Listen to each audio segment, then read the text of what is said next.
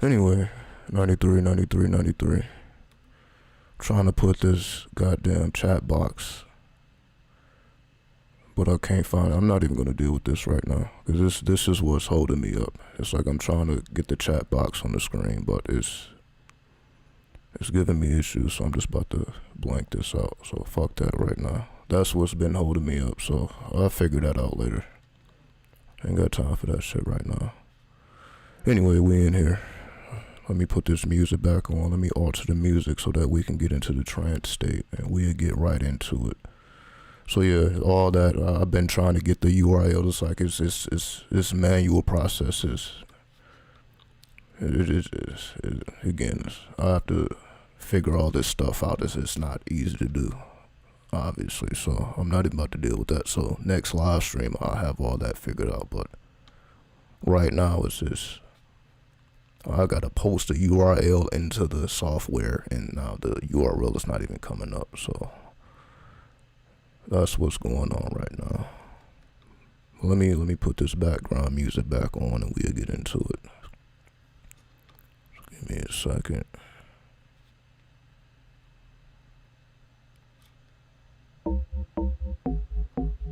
So repeat.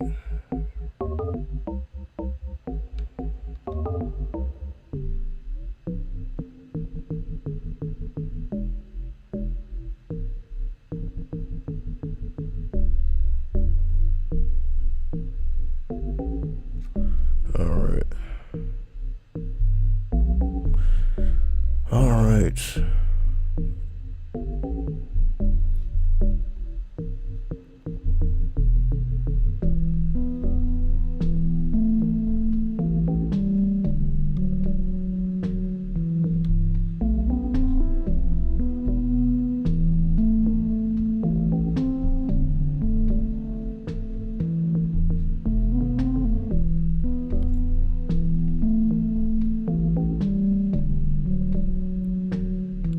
What up? 93. See if I can type this shit in. Alright, cool. 93. Let me kind of turn this down.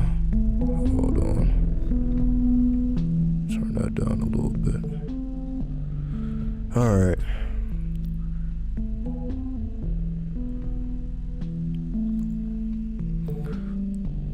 Let me do this here. I didn't even do this. Because there's a difference between the East and the West. Like for most of us here in the West, you know, we're already in the new year. Let me turn this down more. Hold on. So for those of us here in the West, we're pretty much already in the new year. But as we know, or as we should know, when it comes to the East, their new year doesn't start to the new moon.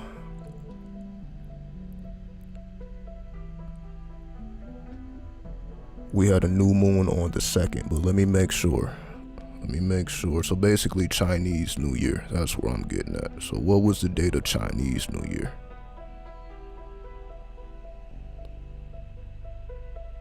Okay, so according to Chinese New Year, their New Year starts Tuesday, February 1st, which would then be the year of the tiger. So according to the East, we pretty much got another 28 days before the actual New Year sets in, because they go in accordance to the moon. Whereas over here in the West, we go in accordance to the sun. Let me switch out of this screen. Not this one, that one. There we go. So according to Chinese New Year, it will be the year of the tiger. Right? So I believe 2021 was the year of the rat. Right. Well, let me verify.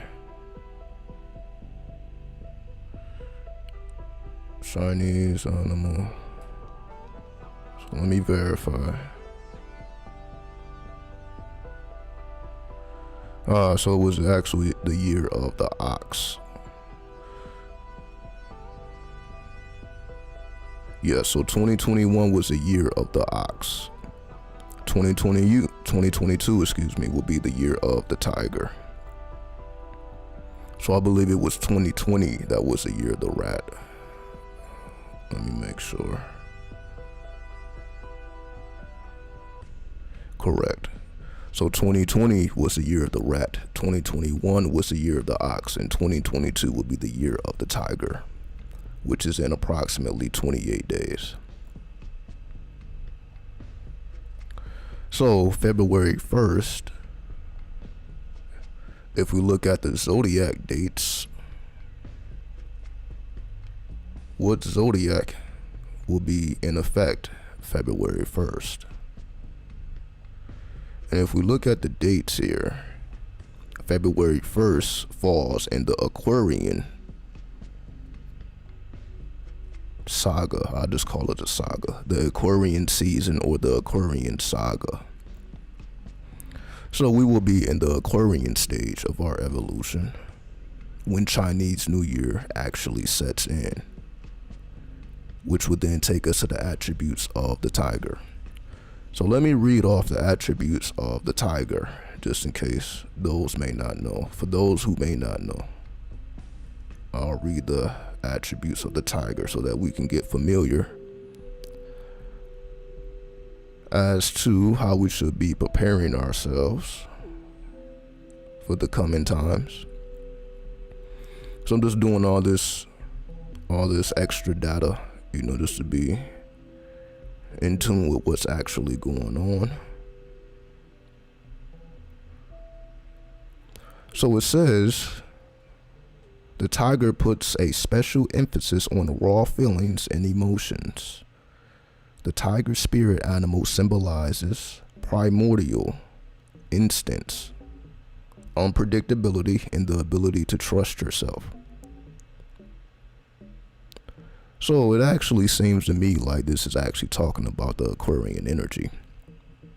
So the fact that the tiger, or the year of the tiger, starts in the Aquarian season, and these are the attributes of the Aquarius, because Aquarius represents unpredictability and being spontaneous. You know, trusting yourself, because Aquarius represents our ability to be original, our ability to be inventive, our ability to be an original thinker, or what do they call it, a self-thinker, when you're able to think for yourself, right? All this fits within line of Aquarius. So even more attributes are: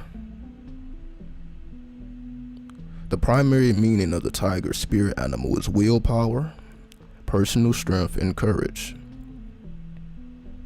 It also represents your shadow self. It represents aggression and unpredictability. So, if we use these as attributes as to what will be occurring,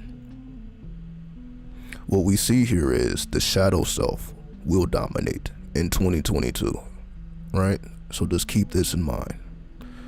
So if we keep this in mind, that the shadow self will be dominant, the shadow self is just another way of saying the unconscious mind, or as we would like to call our psyche, which is how we deal with karma, which is the residue of our material actions. What's up, Callie? 93. Right? So I just want to give everybody some background information before I actually give my own interpretation. Right? So we understand 2022 will be the year of the tiger, and the psyche will be dominant, or the unconscious mind. What exactly does that mean? Well, if we take it to the tarot, the card that will represent your unconscious mind would be the Hanged Man, which we see a man inverted on a cross. Well, depending on which tarot deck you have, basically you have the inverted Christ, or Christ in the underworld, right? So Christ going into Hades, Christ going into the center of the earth to essentially cleanse himself or herself, because we're talking about the Christ consciousness, so we're not talking about an actual being. So if we're talking about the story of Christ, we're talking about our own evolution through Hades, through the underworld, or through what we call our shadow. So we're talking about the personal journey into the shadow self. So if 2022 represents that personal journey into the shadow self or your psyche, then you must analyze what exactly is stored up in your chambers of the unconscious mind. What I mean by this is, remember, we have 360 degrees within our natal chart, right? So we're going beyond our sun sign. If anything, you should actually pay attention to your moon sign, because it's really about the Holy Trinity, as they call your ascendant, your sun sign, as well as your moon sign. So we know here in the West, we tend to dominate our thinking with the sun sign, right? Everybody, places a special emphasis on their birthdays and holidays, right? Holidays and birthdays, that's all solar energy, no problem.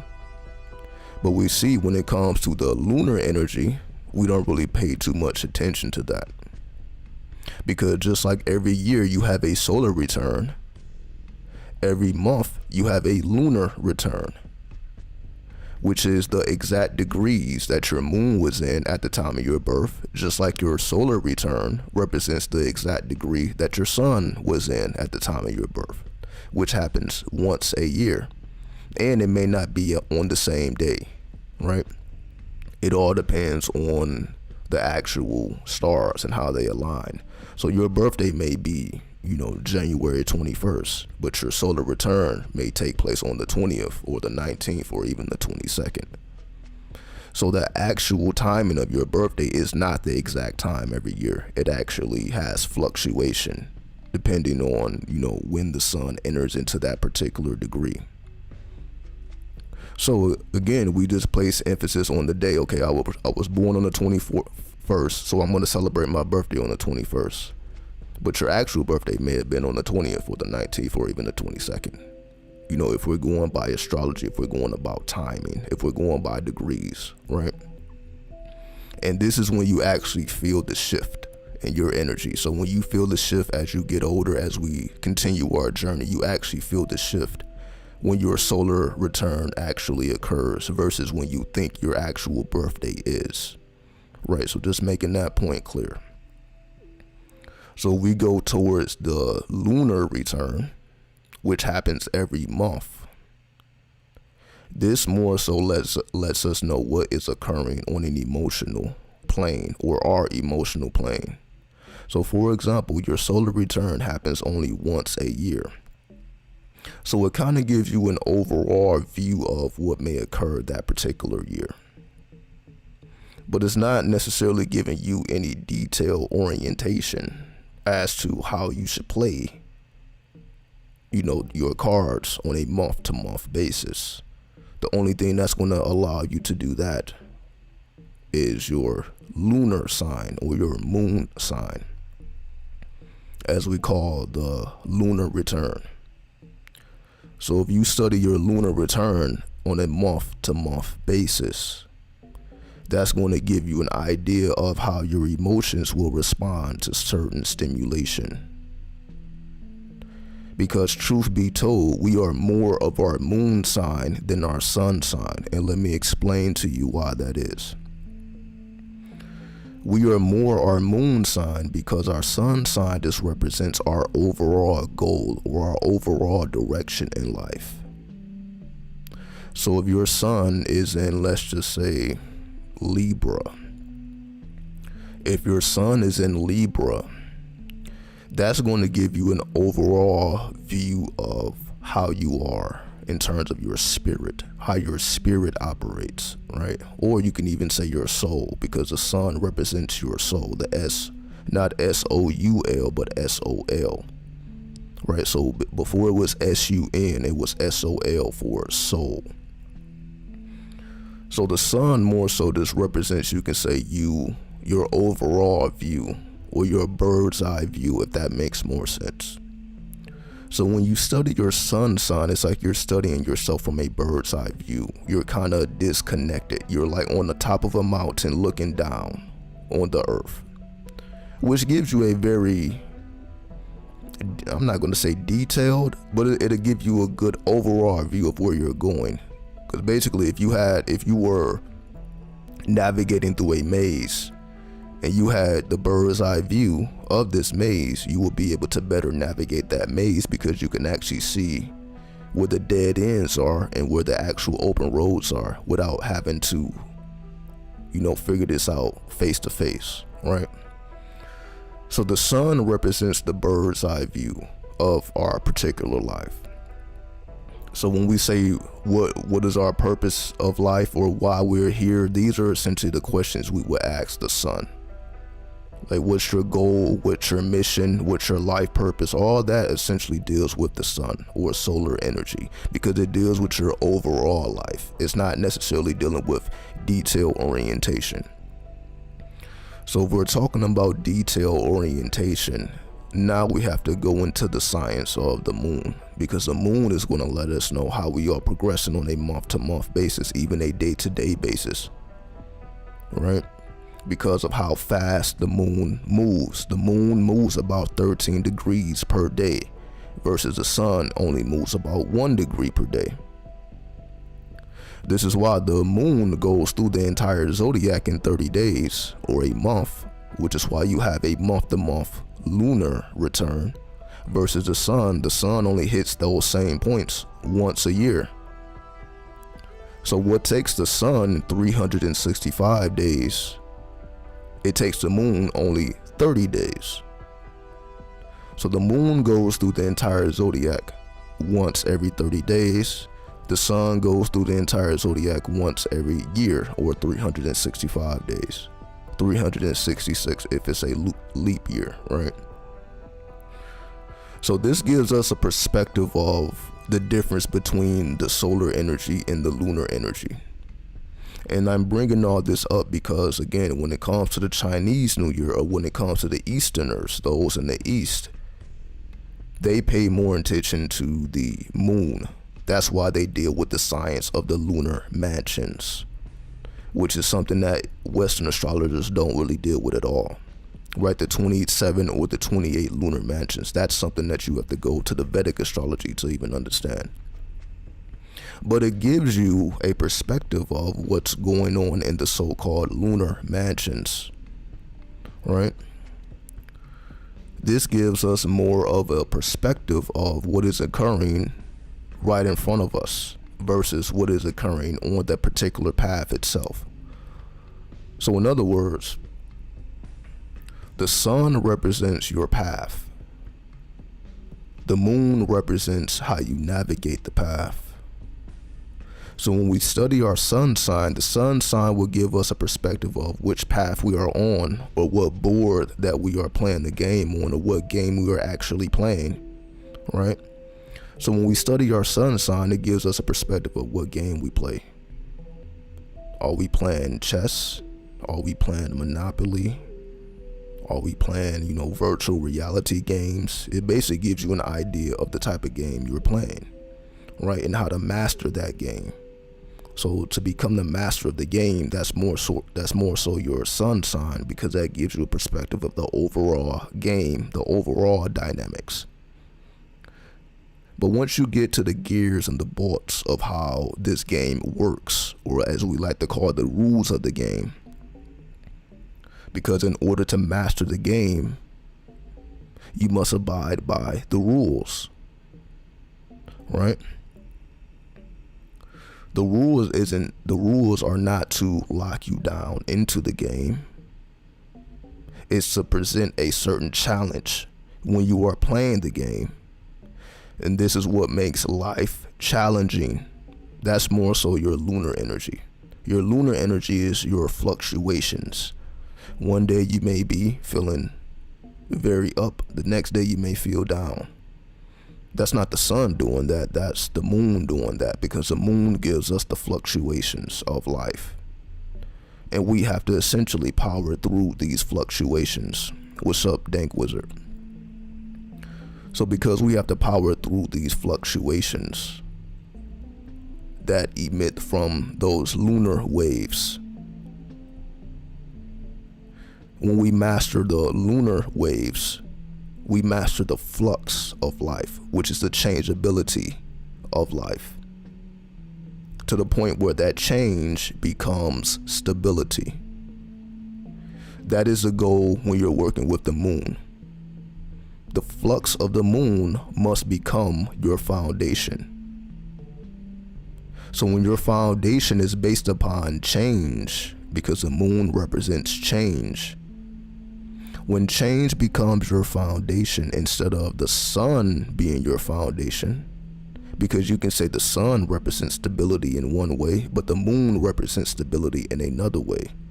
And let me explain to you what that means. When it comes to the sun likes things to be material. What do I mean? Again, if we're talking about our purpose in life, or our goal in life, or the mission we came to accomplish in life,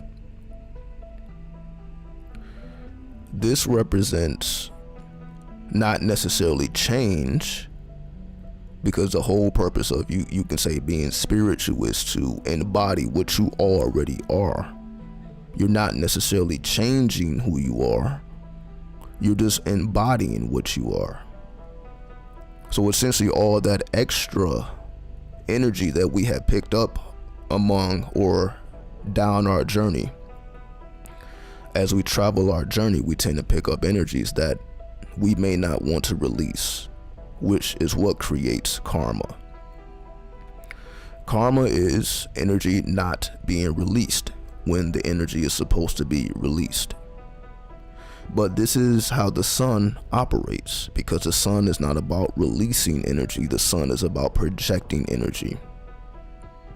The moon, therefore, releases the energy that is projected. That's why the sun and moon are opposites, because they have an opposite nature. So we're talking about the nature of the sun, which projects energy forward, which represents the electricity. And the moon would therefore represent the magnetism. So when it comes to the sun, this is why the law of attraction, this is where that comes from. That's solar magic. Being able to project your thought into the physical plane, that is a solar reality. That is solar projection. That is the magic of the sun. Because we're dealing with attraction. Again, we're dealing with the things that we actually find interesting. So if you find the occult interesting, you will be attracted to occult studies or occult anything that deals in that reality. However, when we're dealing with the moon, now we're dealing with magnetism. So the difference between magnetism and electricity is we understand electricity is projected. Magnetism draws in. It pulls you in. You're pulled in by magnetism. Again, this is how we can understand the male and the female energy. The male is all about projecting energy forward, whereas the magnetism or the woman, the female, represents the ability to absorb and transmute energy. So the lunar energy or the lunar waves is not just absorbing the energy, it's also transmuting the energy or purifying the energy, if we want to call it that. So the lunar waves are able to receive, then transmute what has been projected by the sun. So if we understand magnetism versus the electrical projections of the sun, we can understand the difference between solar magic and lunar magic. So when we ask ourselves, why do people prefer the magic of the moon versus the magic of the sun? This gives you insight as to what they're trying to accomplish. What they're trying to accomplish is magnetic creation versus electrical creation. Anyway, I'm going this deep because, we're in a new year. We need to go deeper, right? There's no need for me to speak about what I've already spoken about, right? Which is why I'm going to release my older videos. I know they've been on private.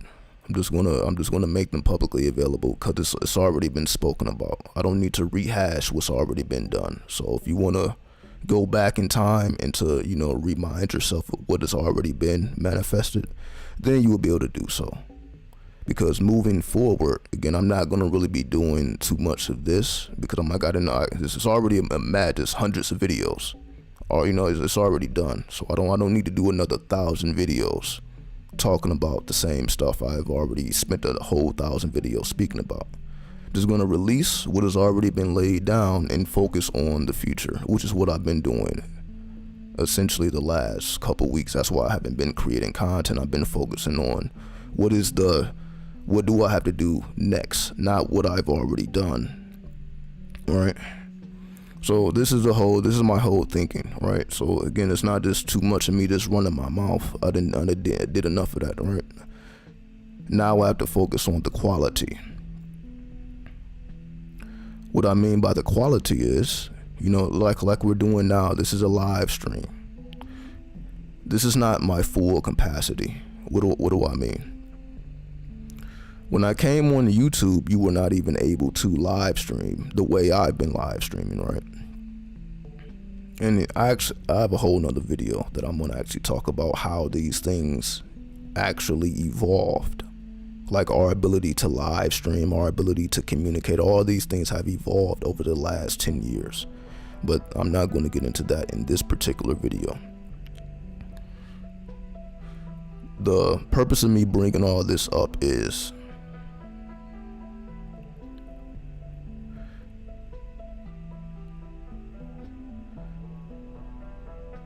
I've been essentially producing on this particular channel, I guess, the last 7 years. Made this channel in 2013. So it was 2022 going into 2023. So we're almost, I don't know why I'm thinking about 7 years. That's almost 10 years, because next year it will be the 10th year, so I don't know why I'm thinking about 7. So,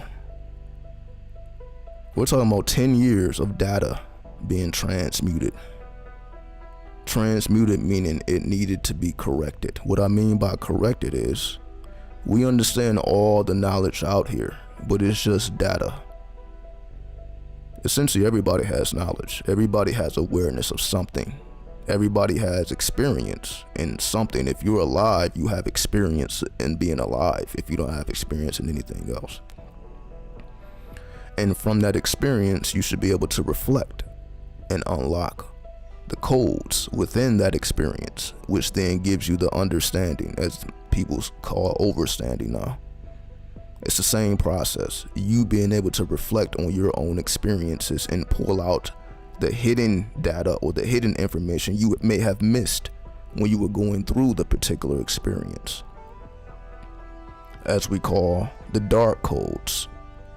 Every experience has dark codes, which essentially are invisible.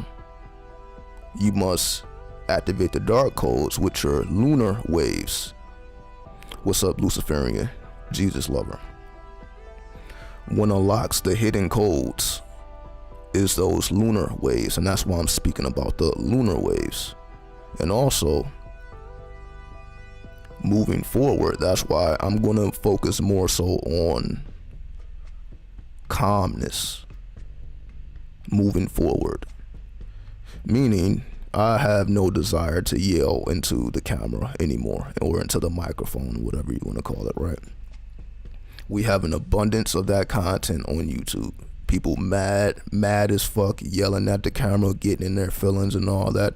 I've done a lot of it myself. You can go back in the past. Again, the videos are still private. I'm going to slowly begin to unlock the videos, simply because I'm like, there's no reason for me to just keep talking about what I've already spoken about. But if the videos are private, you can't access it. So I'm like, I'm going to make myself have to do all this stuff over. But if I release what's already been done, it shouldn't be an issue.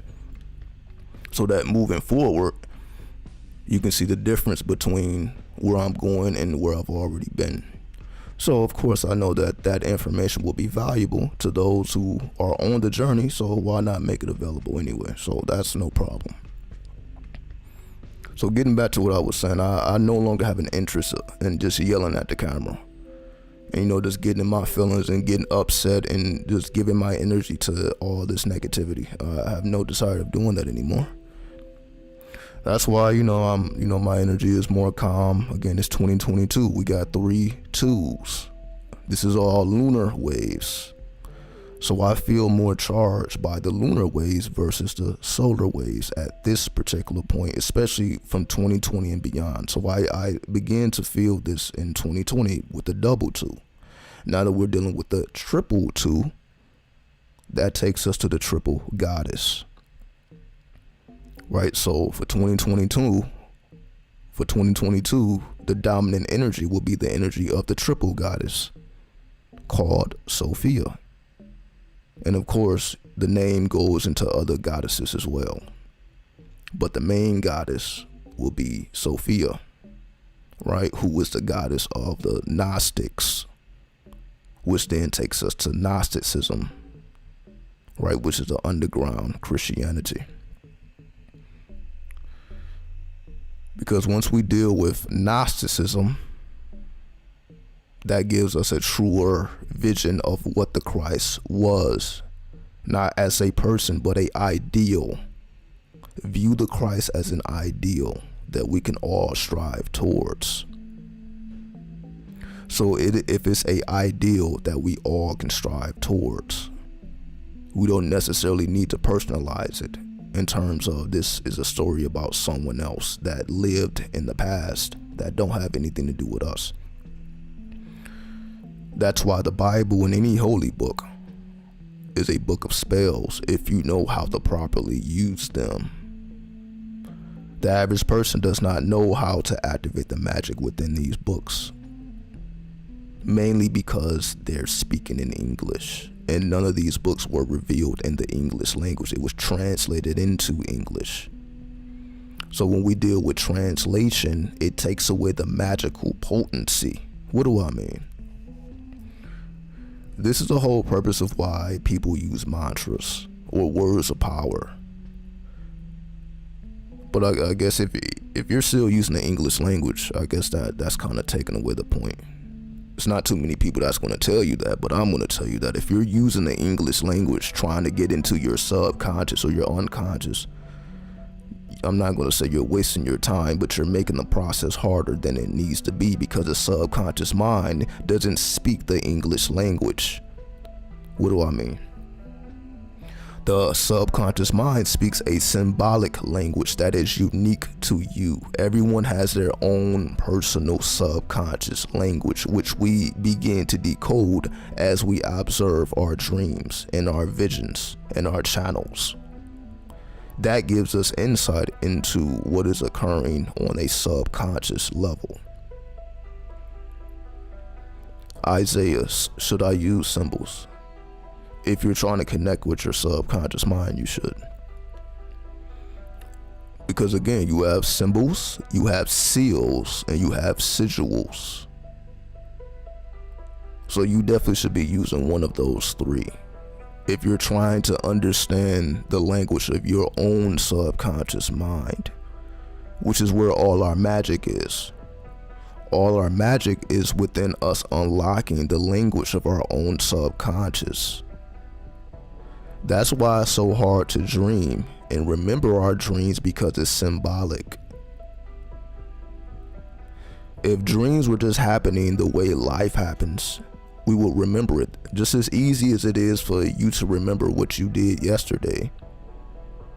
It would be that easy to remember your dreams if they moved in a straight line, but they don't move in a straight line. You can be in one room, you go into another room, and you're in a whole nother dimension. You may wake up and you're at the home that you grew up in, and you walk outside and it's a completely different environment. So your brain is actually recreating memories and compiling them or compositing them in a brand new sequence. In a brand new sequence. So it's taking old data and recalibrating that data into a new sequence. And the result of that new sequence gives you insight into the language of your subconscious mind. I've been reading a lot of Carl Jung. Definitely Carl Jung, because he, again, for those who may not know the history, you have Carl Jung or Carl Jung, and you also have Sigmund Freud. This is where they differentiated in thought. For those who know, Sigmund Freud didn't really hold any weight to dreams, right? Sigmund Freud did not think that dreams held any spiritual meaning. But Carl Jung did. That's where they split, because they were friends. They were cool at one point, but then they began to differ. And essentially that part, do dreams hold weight? Sigmund Freud said no. Carl Jung said yes. So that's the main difference between, because we still have people that believe in Freudianism, as they call it, right? You have Freudianism, that's still a thing. Then you have, those who study analytical psychology, right? Which is basically what Carl Jung brought to the table. So I'm saying all that to say, just to give you a historical perspective. So basically, anybody who doesn't believe that dreams hold weight, they're essentially following the path of Sigmund Freud. Those who do believe dreams hold weight are following the path of Carl Jung. So with that in mind, this is why we study the occult. This is why it's necessary for you to know this language. This is why it's necessary for you to know the tarot, astrology, numerology, Kabbalah, so on and so forth. not to impress anybody, but so that you can decode your own inner visions and your own inner messages, because this is the language it's going to use to communicate with you. It's going to use an occultic language. It's not going to speak to you like we speak to each other, like as we are speaking to each other, whether in a phone conversation or through the internet screen, the black mirror. This is not how the spirit or your own subconscious communicates to you. You may have a dream about a particular person, and you may not know why. I know it happens to y'all a lot. You may dream about a particular person that you ain't seen, that you don't communicate with, but they're appearing in your dreams, and they may appear in your dreams often. And you're like, why is this person appearing in my dreams? Because we're still focused on our personal relationship with that person outside of the dream world. We're still thinking, well, I don't talk to this person, I don't communicate with this person, why am I seeing this person? It has nothing to do with your actual relationship with that person in real time. That has nothing to do with it. This is purely symbolic to communicate a message to you. So the fact that you have certain people appearing in your dreams more than often or more than you understand, that's a code in and of itself. So most people, again, they see a person and they start thinking, okay, why am I seeing a person? The question shouldn't be why you are seeing a person. The question should be, what does this person symbolize to me? What message is this person or this symbol? Look at the person as a symbol, as a code. What is this code in front of me that I need to decode? This is a code that I need to figure out what it means. But if I'm trying to figure out what it means with my human mind, all it's going to do is bring up emotions. So if you don't like this person, or you may not have had the best relationship with this person, all it's going to do is bring up all that, when that's not necessarily what needs to be focused on at all.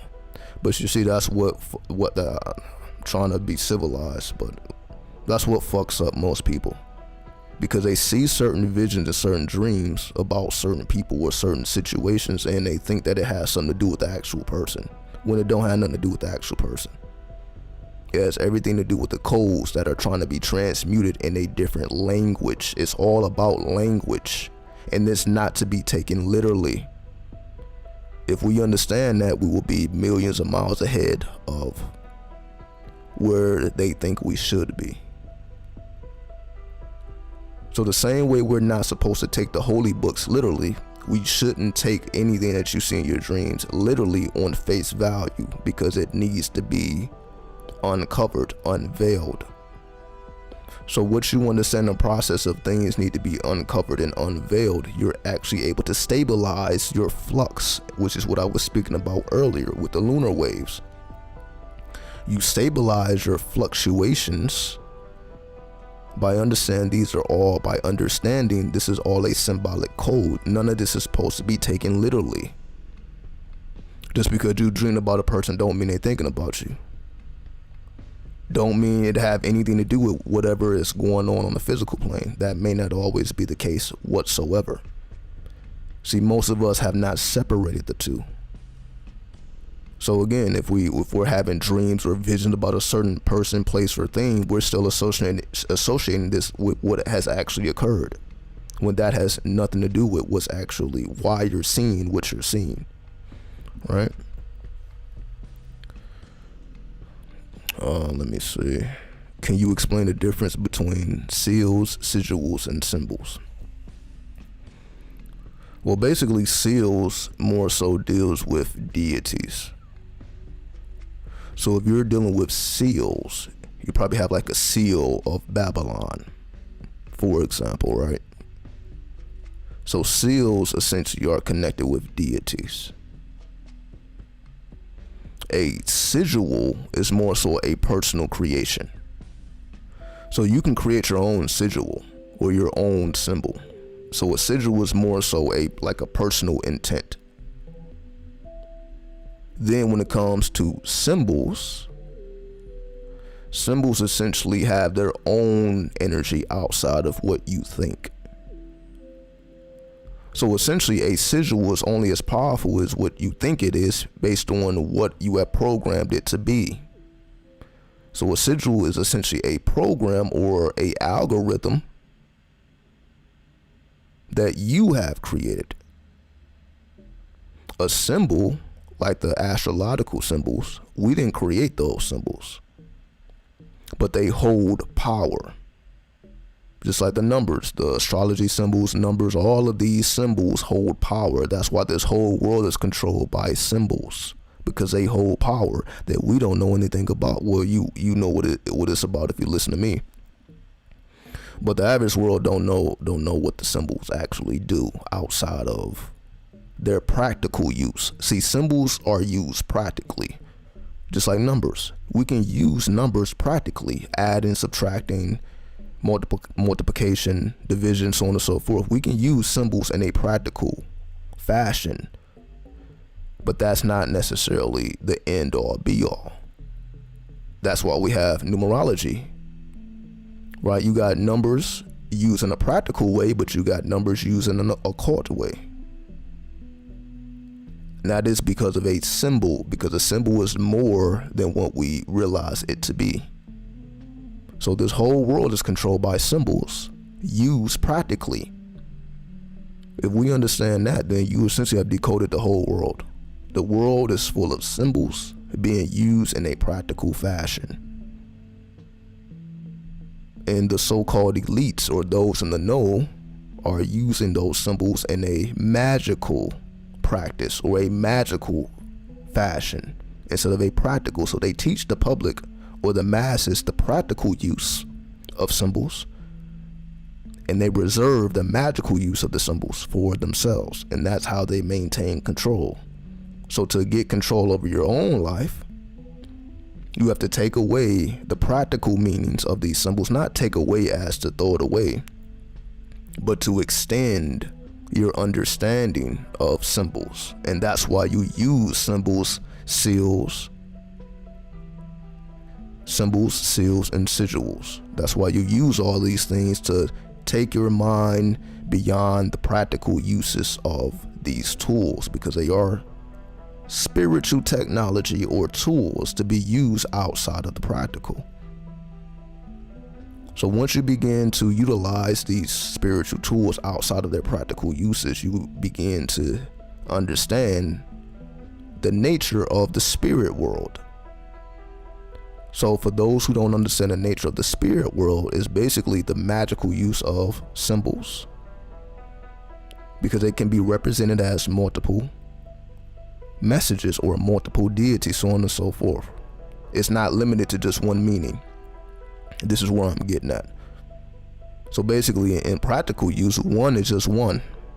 So if you have $1 in your bank account, you just have $1 in your bank account practically. But if we're talking about the magical use of the number one, that is infinite. It's not limited to just the practical use. You can say it's only so much you can do with $1, but there's no limit to what you can do with the number one.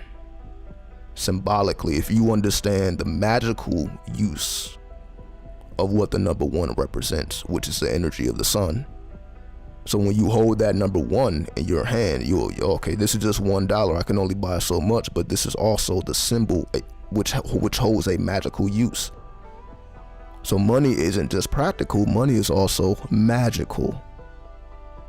That's why money is not backed by anything.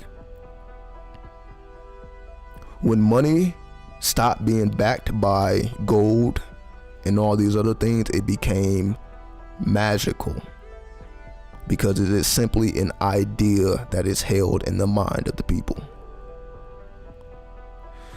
For those who understand that, again, you have unlocked a very, very secretive tool if you can comprehend what I'm saying there. Freud also didn't believe that dreams were related to mythology. Correct. That is the main difference between the two. So correct. So once you understand dreams are symbolic, that will lead you into mythology, which basically leads you into self-deification, because you start understanding your own mythology.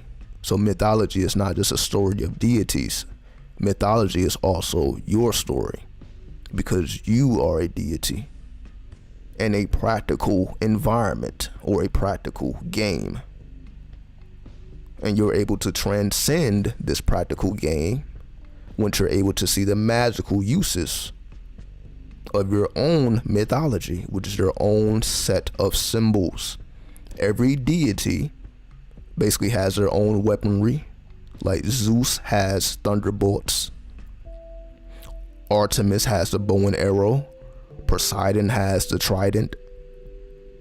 They all have their own specialty, their own spiritual tool that has a practical use but also has a magical use. So once you understand your own personal mythology, which is basically just understanding your magical tools, which starts in dreams, then transcends into mythology. Again, this is why I say this is why it's important to know all these things so that you can decode it. It's hard to decode things you know nothing about. You see deities that you've never seen before. You don't know where to start. So again, a lot of knowledge is hidden within a mentee, because we don't know what a mentee is. A lot of knowledge is contained within the Akashic records because we don't know how to access it. Everything is recorded. Everything that has happened, will happen, and is happening is being recorded. And we have access to these recordings. But the average person don't know what to do with that. What do I mean? If you could see every event that has transpired on this planet, it would drive the average person crazy. What do I mean? Why? Because what's actually recorded and what actually occurs is two different things. It may say 100 people died when really 1,000 people died, or 10,000 people died, meaning we understand the propaganda. So once you understand things beyond the propaganda, it'll make you sick to your stomach. So you got to be a certain type of person to even withhold what they will call the truth. The truth is a heavy burden when you actually know what's really occurring beyond the propaganda. Like, you're just reading the news. The news is basically after the information has been filtered. It's not the raw information. This is filtered information. The news is only giving you 25% of all available data. So basically, whatever news outlet you prefer is only picking and choosing what fits their narrative.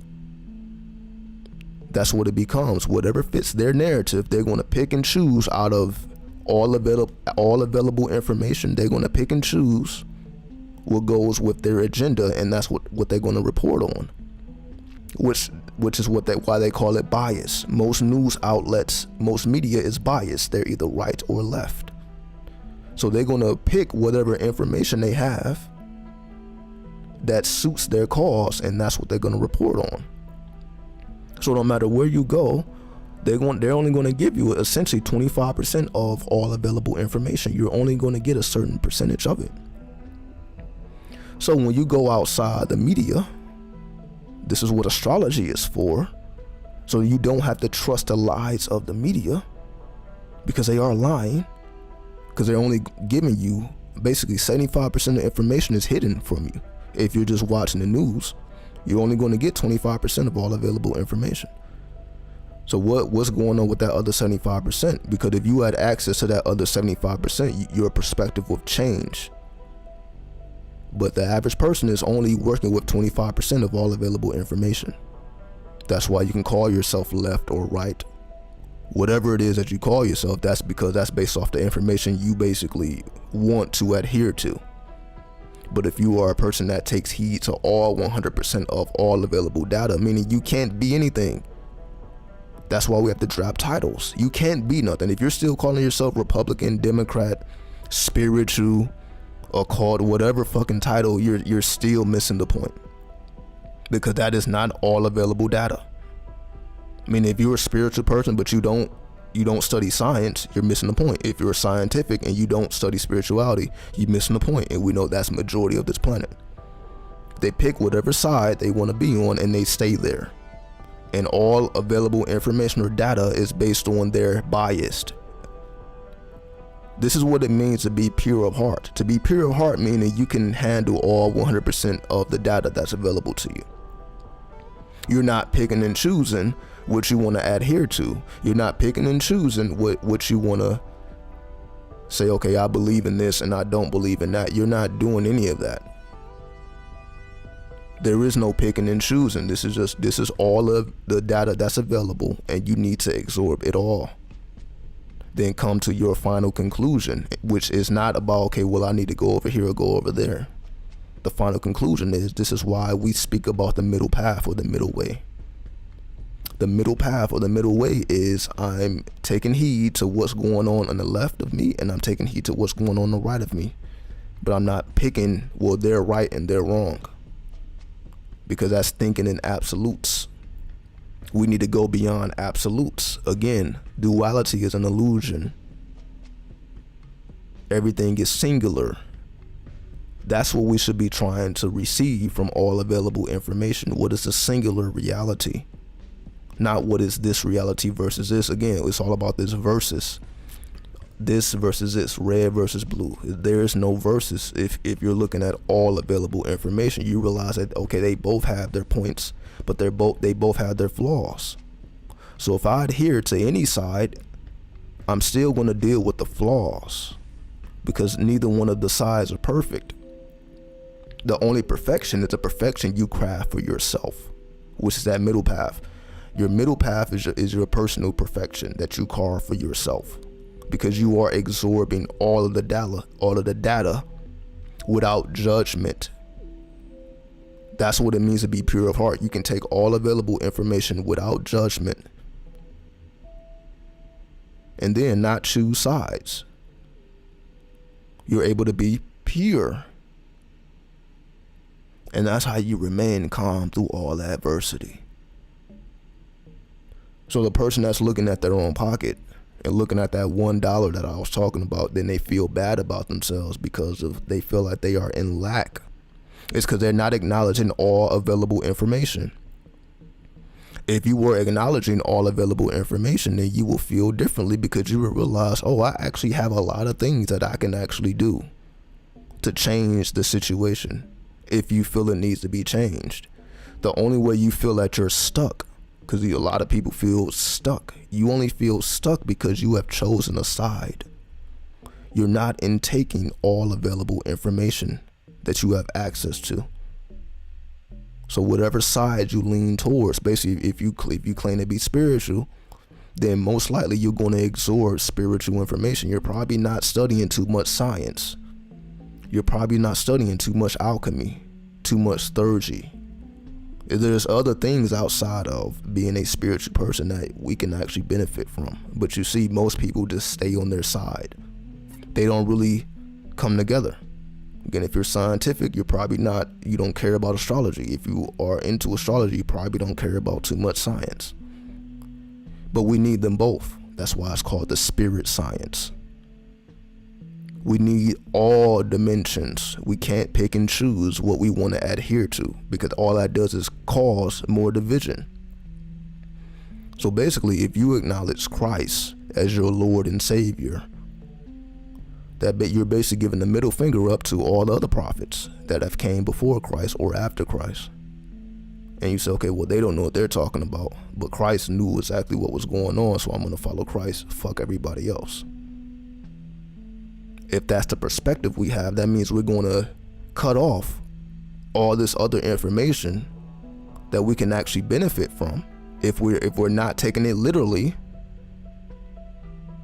we can benefit from all religion if it's not taken literally, instead of picking and choosing where you feel that you need to be. Well, okay, I need to be over here or over there. You don't need to be over there or over there. You need to be in the middle way. You need to absorb all data and come to a unique conclusion, because you will be the only one doing it. How many people are coming to unique conclusion? They're just staying put. That's what COVID is all about. That's what quarantine is all about.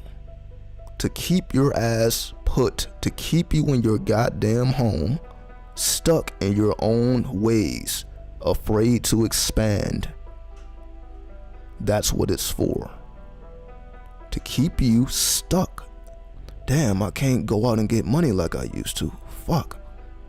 I gotta switch up. I gotta do this. I gotta do that. But that's still thinking with the solar waves. I gotta get up, go out into the world and hustle. That's solar waves. You're still not acknowledging the lunar waves. And it's 2022, you got a 222 there, and you're still not acknowledging the lunar waves. With the Plutonian energy, because that 0 needs to be held accountable as well. That 0 is Pluto, which represents transformation. So it is the transformation of the triple goddess. That 222 plus that 0 is the transformation of the triple goddess. What does it mean when the triple goddess transforms? Remember the triple stages of darkness, the Ein Sof and the Ein Sofer. Ein Sof Fer, right? The Ein Sof, and the Ein Sofer. That's what I'm trying to say. The Ein Sof, and the Ein Sofer, the triple darkness. On top of the Kabbalah, or the tree of life and the tree of death. So while most people was navigating that tree, maybe I need to be in Geberah. Maybe I need to be in Malkuth. Maybe I need to be in Bira. Maybe I need to be in Atzaluf. When in reality, it's about the triple dark. Again, we're still fighting to see where we fit in the light. That's all manifestation of what happened after the fact. The tree of life is after the triple stages of darkness. That's after the fact. That is when the energy can be actually seen and felt. But we're talking about before that. Before you can sense the energy, it existed. But it was without form. Because it was without form, it's hard to be picked up by the senses. And because it's hard to be picked up by the senses, it's as if it doesn't exist. So for most people, the triple darkness don't exist. The only thing that exists is the light. They don't know nothing about the dark. There is no dark in their mind. It's just a light. I'm a light worker. Well, there is no light without darkness. So essentially, to be a light worker, you have to work in the dark, because that's what emits the light. The light is produced from darkness. So to be a light worker, are you manipulating light that already exists, or are you working in the dark? You see, all we gotta do is be very basic and practical here, and we can just alleviate all this bullshit we see and that we hear everywhere. There's no such thing as a light worker or a dark worker. We tried again, that's just us putting two energies against each other that are actually the same. You cannot have light without the dark, so they are the same. There is no difference between a light worker or a dark worker. It ain't that the dark worker is working in the triple stages and the light worker is working in the light. There is no such thing as light without dark, so you must deal with both. And if you are dealing with the dark, eventually you will emit light. If you're in the darkness long enough, eventually, if you're progressing yourself forward, you will emit light eventually. So it's only so much time you're going to spend in the dark before you emit light of your own. Become the torchbearer. It's going to be a certain time when you are able to generate your own light. And that's why you study and practice in the dark, to emit your own light. Not to just stay there in the dark. It's so that you can generate your own light eventually. And if you're a light worker, you're transmuting the light that already exists via the darkness. You must take the light into the darkness to transform it. The light doesn't just transform on its own. You're not just going to go into a person's household and they're a Jesus lover and you're going to start talking about Muhammad and you're going to expect them to take heed to you, and they got Jesus all up on their wall. That's probably not going to happen. In order for them to understand that there is more available information and data out here, you must activate the lunar waves. Lunar waves is you have to show forth magic. There is no conversation to be had. trying to change other people's perspective. Like, we're just doing a bunch of talking. That ain't gonna change anything. If a person just set in their ways, you ain't about to talk them out of it. But you can activate some magical abilities, and they're like, okay, you know what? They may not agree with you, but they have to acknowledge you, which is all you can ask for. It ain't for everybody to agree with us. It's just to acknowledge that you know what the fuck you're talking about, or you know what you're doing, because you can show forth that evidence. You can show and prove with evidence. So even the people that don't agree with you, they have to acknowledge you. They have to, okay, well, he actually knows, or she actually knows what she's talking about, or what she's doing, or what he's doing, because they have seen it with their own eyes. They heard it with their own ears. They were able to sense it with all their senses. And that's what we're here to do. We're here to show and prove. We're not here to do a bunch of talking and back and forth and arguing and all this and say who's better, who's not. This is completely missing the point, because we all need each other. Everybody don't know everything. If you got 12 people that know 12 things, all they have to do is teach each other. Hence the zodiac.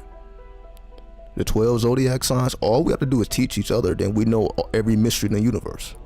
If we just combine forces, which is, again, goes into the 13. The 12 becomes the 13 when they combine forces. So if you had every zodiac sign in the room, and everybody is a master of their own reality, but they're not the masters of the universe, because the universe contains all 12 zodiac, not just one. So you can be a master of your reality or your world, but you're not the master of the universe. In order to be the master of the universe, that's a collective, as we call the collective unconscious. The collective unconscious is what we will call God, which is all of us as one unit, or that we will call the Allah, the all-in-one. When we synchronize forces, we become the master of the universe. But as individuals, we can be masters of our own world or our own reality. But it's not until we merge forces that we become the master of the universe. You must embody all 12 ideas, not just the one, which is basically our sun sign. It's not enough for you to embody your sun sign. You have to embody all 12 zodiac, because they're already in your natal chart. So we already are all 12. They're just dispensed in different areas in our lives. But we have access. Even if you're a Scorpio, you got access to Aries energy. It just may be in your 5th house, but you still got access to Aries. You're not limited to Scorpio because that's your sun sign. You're not limited to Libra because that's your sun sign. You got access to Virgo as well, which may be your 7th house. It just depends on where the energy is distributed.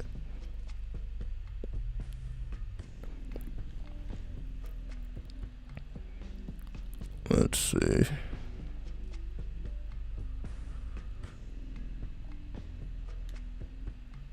Yeah, friends I haven't seen since living in Turkey 15 years ago, I see them. Exactly. Because they have become a symbol to you. It has nothing to do with what they're actually doing with their lives. To you, in your universe, in your reality, they are a symbol. They symbolize something to you, which may be different to someone else. So you have to ask yourself, what does this person symbolize to me? If they're in my own subconscious, if you see them more often than not, what do they symbolize to you? And once you understand what they symbolize to you beyond the actual practical, like, okay, I actually know this person and I've spent time with this person. Beyond that, what is the subconscious connection? What is the seal that they represent? What is the symbol that they represent?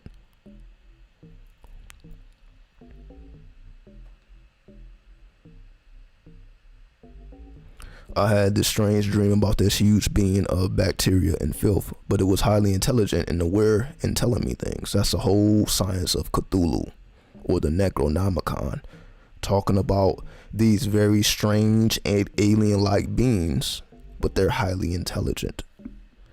That just represents the shadow beings.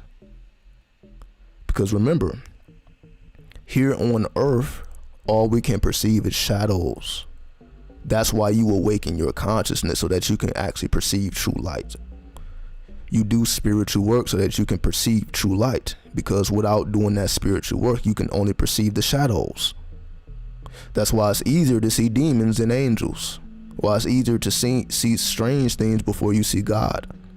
God Almighty may never appear to you in person, but you probably have some interactions with some ghosts and some demons and some ghouls and some other lower intelligence.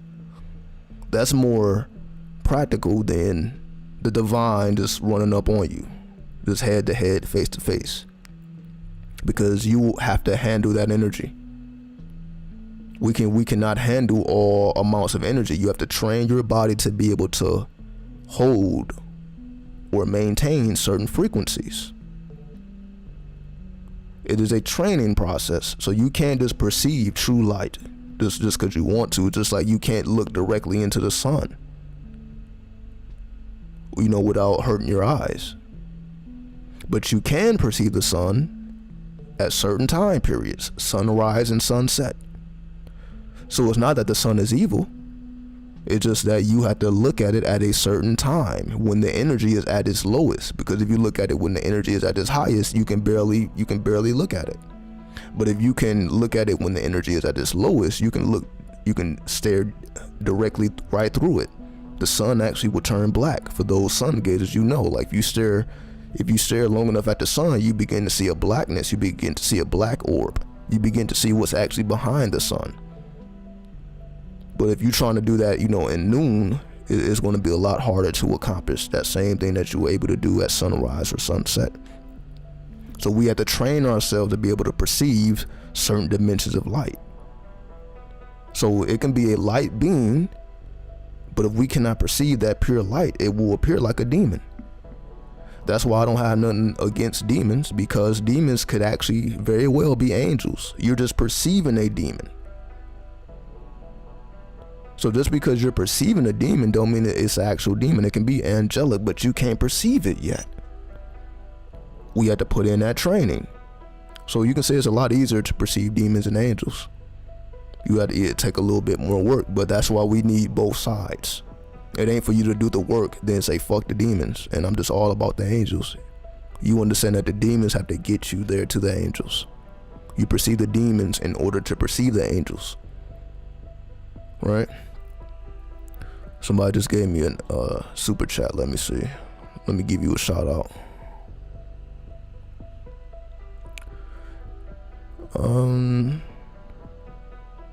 Shout out Michelle N.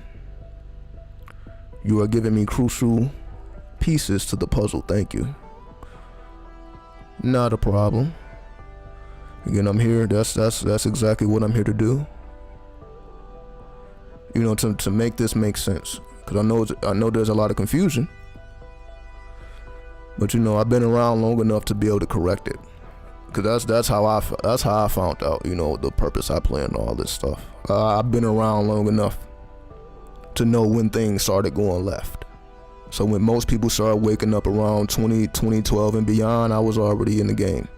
So I was able to see how it evolved and how people changed and how the message changed. So I've been observing this thing for a very long time now, and I've been documenting it for the last 7 years. But I was already in the game to even be able to document it in the first place. You had to be in the game to even document it. So like I've seen these changes, and I'm just trying to just help people to understand the differences. So that's why I'm not completely spiritual. I can go into the scientific world, can go into the occult world, because it is all one. We must merge all realities as one. So I appreciate the donation very, very much, because that's exactly why I'm here.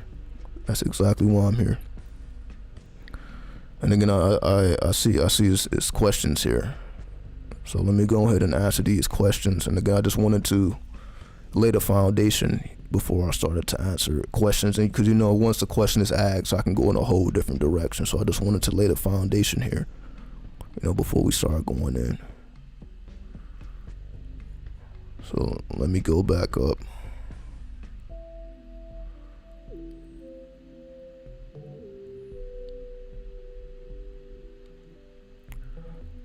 How can we know if we are cleansing karma versus generating karma?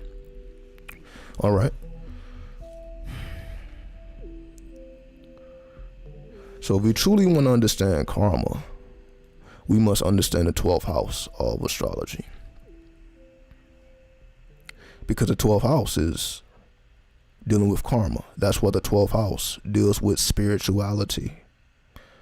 So the 12th house of astrology deals with your spirituality. Not your occultism, not your mysticism, but your spirituality. Basically, that's your universal consciousness, right? So the 12th house represents your universal consciousness. Universal conscious, as in, once you're able to remove all the bullshit and you can see things for how they really are from a pure heart, then you are able to get into true spirituality. True spirituality is having a pure heart. That's why you're spiritual in the first place, to purify your own heart. That's why Jesus is always pointing to the heart. They even say, you know, when it comes to Islam, Arabic, you speak Arabic because it softens your heart. Right? I appreciate the $10 PayPal. Yassar.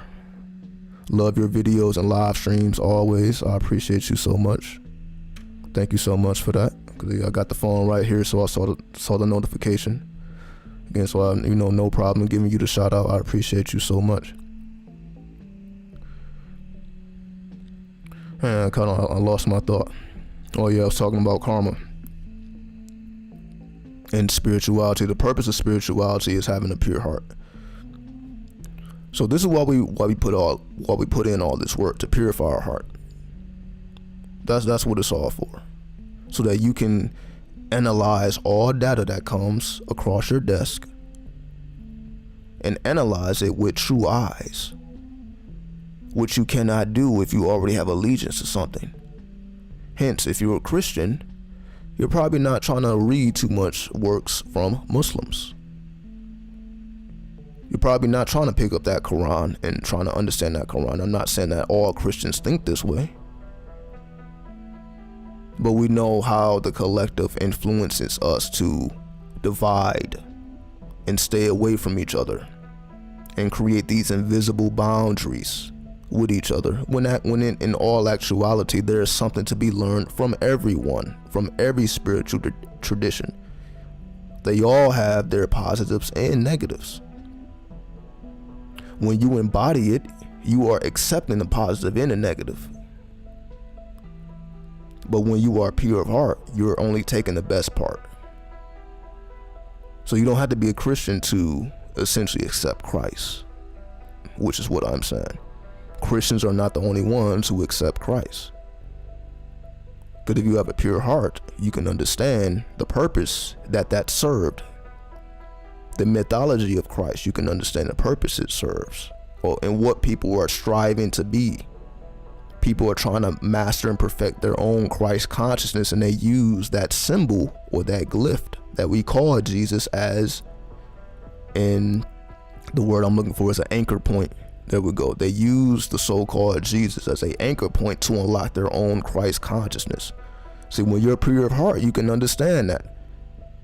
I see where you're going with it. I see what your intentions are, to the point where I don't agree or disagree.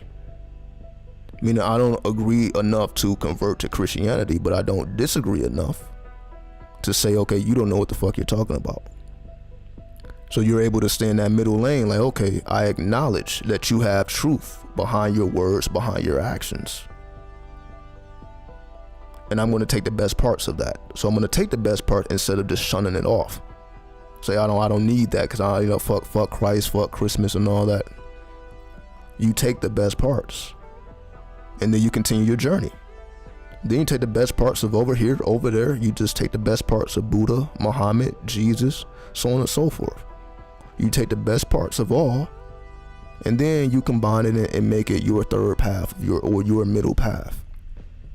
That's how you remain pure of heart, because you accept it all, because you acknowledge it all with open arms. You don't deny people because of whatever path that they choose to walk. You actually are trying to comprehend and understand what they're striving towards, and you can see, like, okay, I see where you're going at, or where you're striving towards, and I actually respect it. You actually respect a person who's striving towards Christ consciousness, and they're using Christianity to do so. You respect it. Again, you understand the reality of it. Okay, yeah, this is all made up stuff on top of real stuff. So I can take away the made up stuff and just truly deal with the purity. And we can do that with any religion or any even science, because science is a religion too. So I'm not going to sit here and say, okay, science is different. Science is just as much as a religion and any of these other things that I'm talking about. But you still take the best parts. You're not taking it on face value, but you are taking the best parts, all right?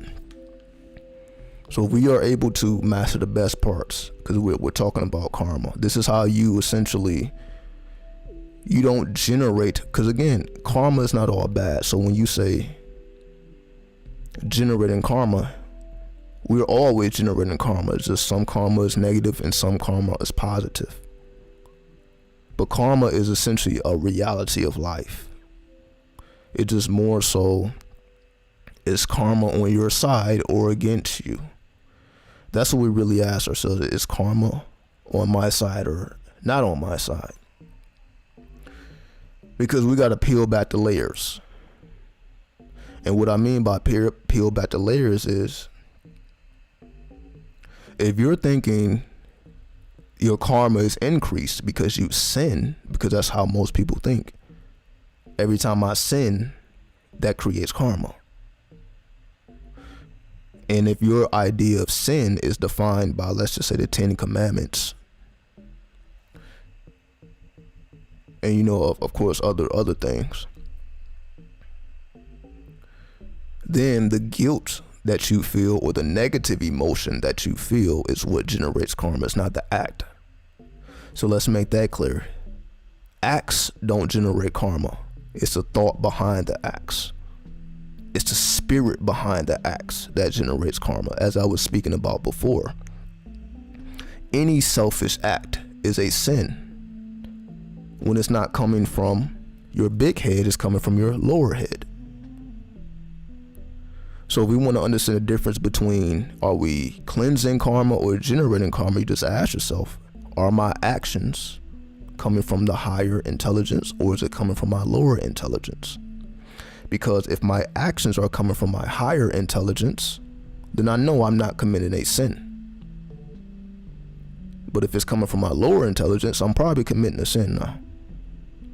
So if you just check yourself, is this coming from a higher intelligence or a lower intelligence? If you can verify that it's coming from your higher intelligence, if it's coming from a pure place because you have purified your heart, then you ain't got to worry about it.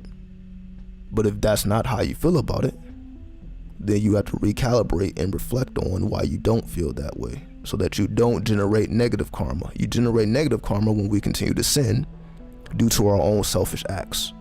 So when we remove the selfishness from our acts, they are no longer sinful acts, because the thought has changed, not the act. The thought behind the act has changed. And when you change the thought behind the act, the energy behind the act, that's what determines whether something's positive or negative. What do I mean? You can call somebody out their name in the right spirit and they don't get offended. We know that, right? You can, you know, because people play with each other all the time. They call each other out their name calling, you know, shit talking. If it's in the right spirit, no one's going to feel offended, because it's coming from a pure place. But if you're really trying to hurt somebody, if you're really trying to disrespect somebody, you're doing it. You can sense it. You're doing the same thing. You're saying the same words, but the intention is different, and that's what creates the sin. It's the intent behind the act. It's not the act. But you see, we're so concerned with acts, not the book of Acts, but the actions of people. That's the greatest sin. Like, we're so concerned with acts. So we look at a person doing good acts, we look at them as a good person, when that's just simply not the case. Because you can be pretending to be a certain way, and you can be a completely different way in your heart and in your mind. So just because you're doing kind acts don't determine how you feel in your heart and how you feel in your mind. right? And give me 1 second here. I want to take a quick little intervention. Give me a few minutes. I'll be right back. We'll be right back. So let me turn this music up. Just give me a second here.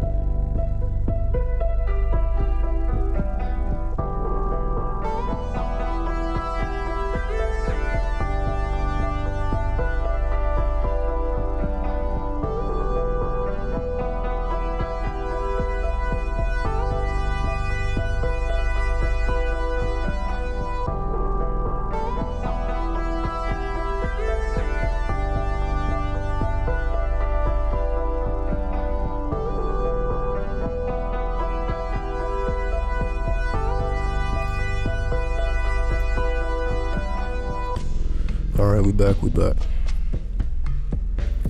change the song up, give me a second. Apologize for that. Let me change the song up. Let's see.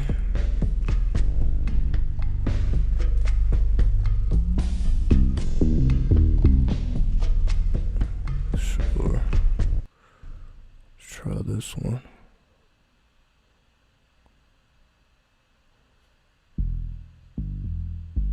Alright.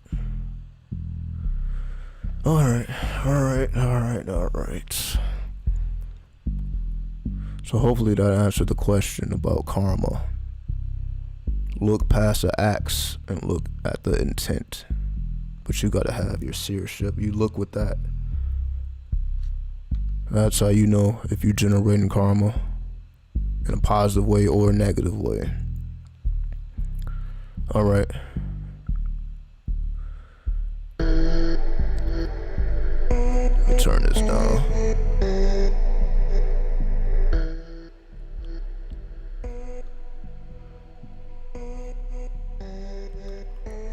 Alright, where we at with it?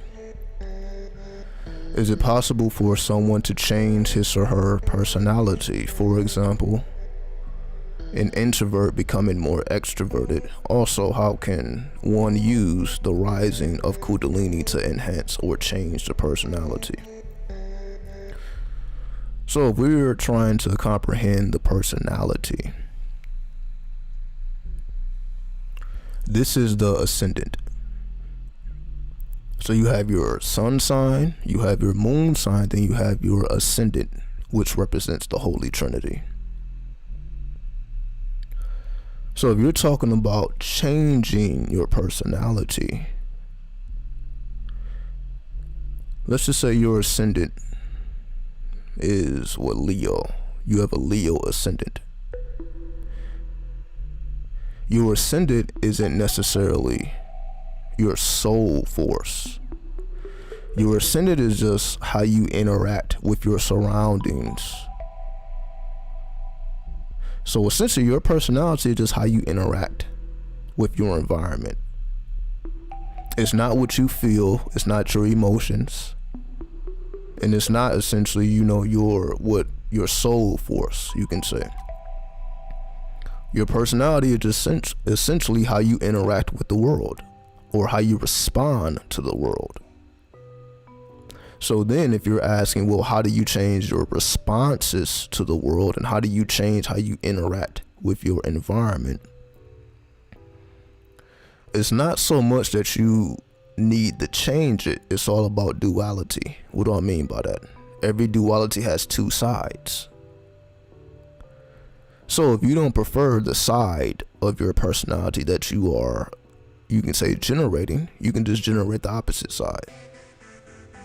So what do I mean? So let me give you an example. So for example, like I said, if your ascendant is that of a Leo, then that means you're going to interact with your environment either positive or negative, depending on what attributes of Leo that you are manifesting. So for example,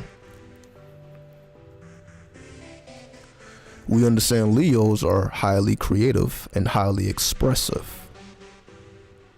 So with somebody with a Leo ascendant, they're going to interact with their environment via their creativity, via their self-expression. So they're going to have, you could say, a lot of expressive art in their home. The energy is just very expressive, right? So if you say, okay, well, how do I change that? So you can say a Leo may be an extrovert. So let's just say this Leo desired to be more of an introvert, right? All you will have to do is manifest the opposite of the Leo.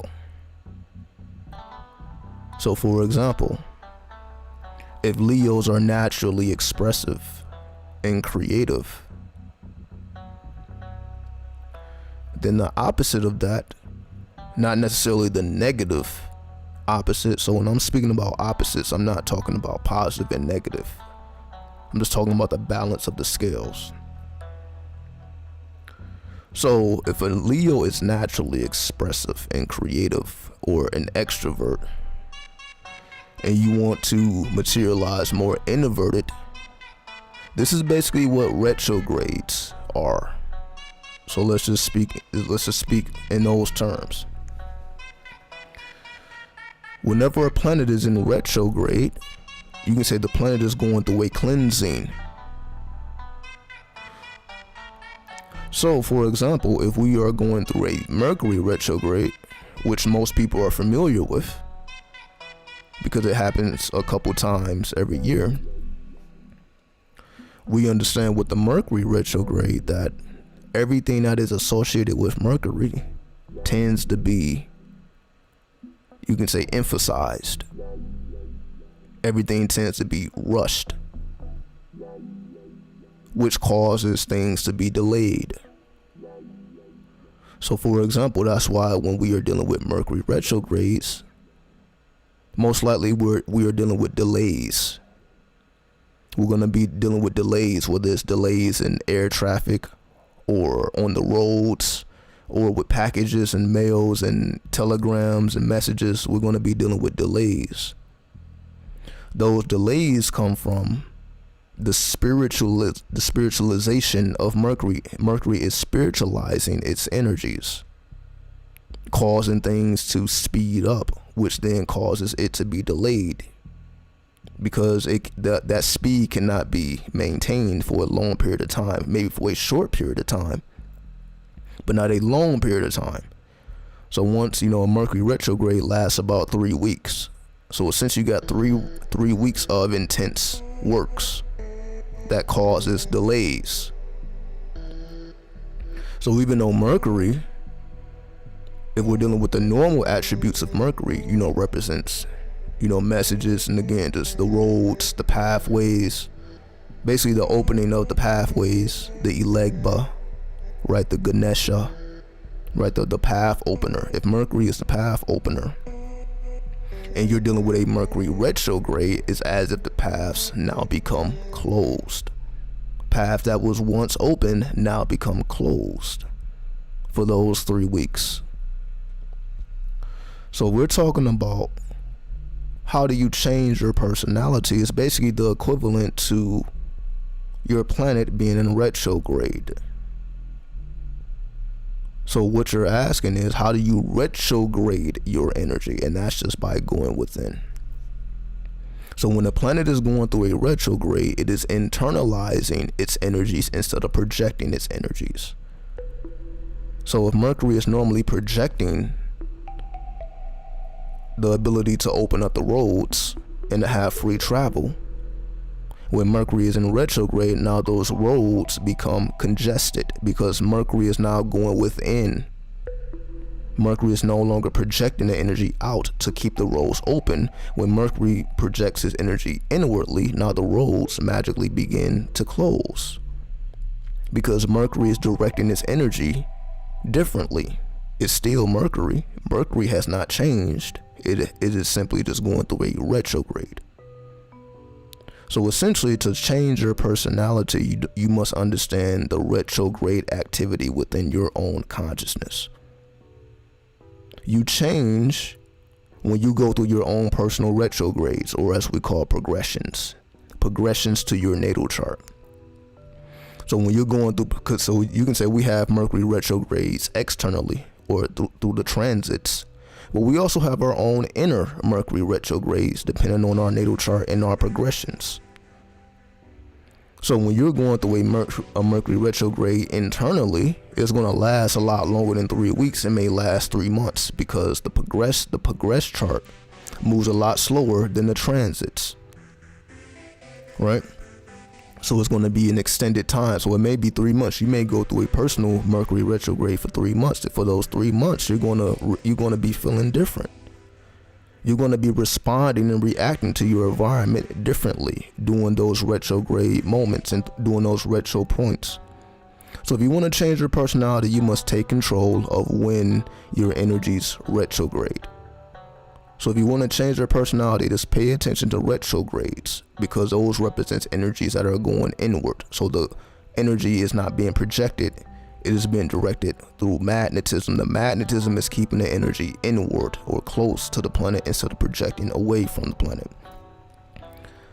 So to change your personality or to invert or extrovert, you have to deal with the retrograde. So pay attention to your progressions, pay attention to your retrogrades, because you will experience a change in your personality.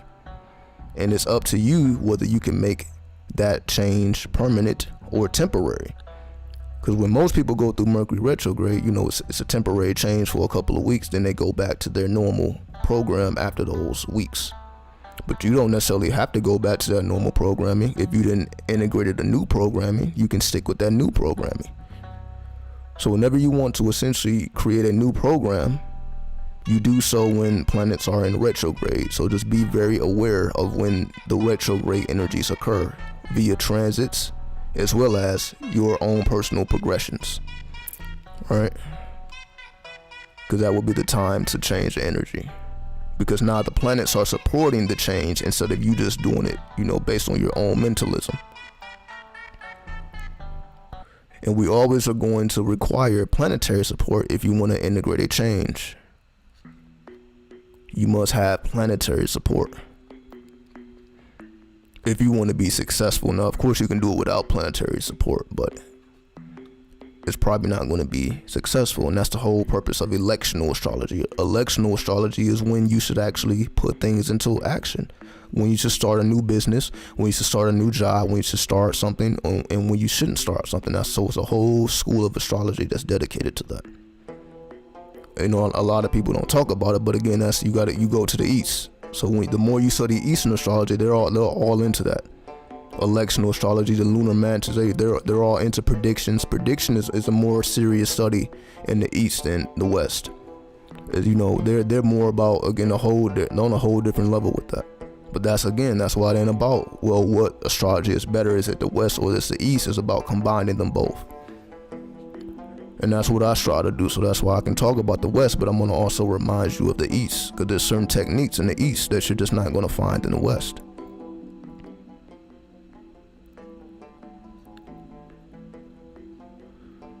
Okay, let's see.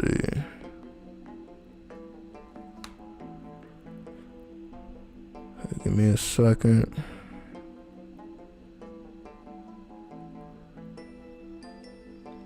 How would one use symbols? Visualize them, put them around you. Yeah, it's all about what works. It's all about what works in terms of, remember, you got invocation and you got evocation. So you make the decision as to whether you're going to use invocation, which is the internalization of the symbol, or visualizing the symbol. That would be a form of invocation, because you are invoking the energy to be within you. But when you are evoking a energy, now that's you projecting the energy outside of yourself. So that's when you actually create a symbol. So there's a difference between visualizing a symbol and actually creating and forging a symbol. Evocation is you actually forging a symbol. Invocation is you more so visualizing and you're chanting that symbol or that word. So like the chant and visualization is invocation. Then when you actually forging the sigil, that's evocation. So again, it's not about which one is right or wrong. It's just about which direction you want to go. Do you want to invoke an energy or evoke an energy? So how you should answer that is based on what you're trying to accomplish, whichever one makes the most sense. Basically, are you trying to affect your own consciousness, or are you trying to affect your reality? Because if you're trying to affect your own consciousness, then you should probably invoke energy. But if you're trying to have more so of a physical or material influence, then that would be more so of evocation. Right? So hopefully that makes sense. So it's about invocation or evocation. Let's see.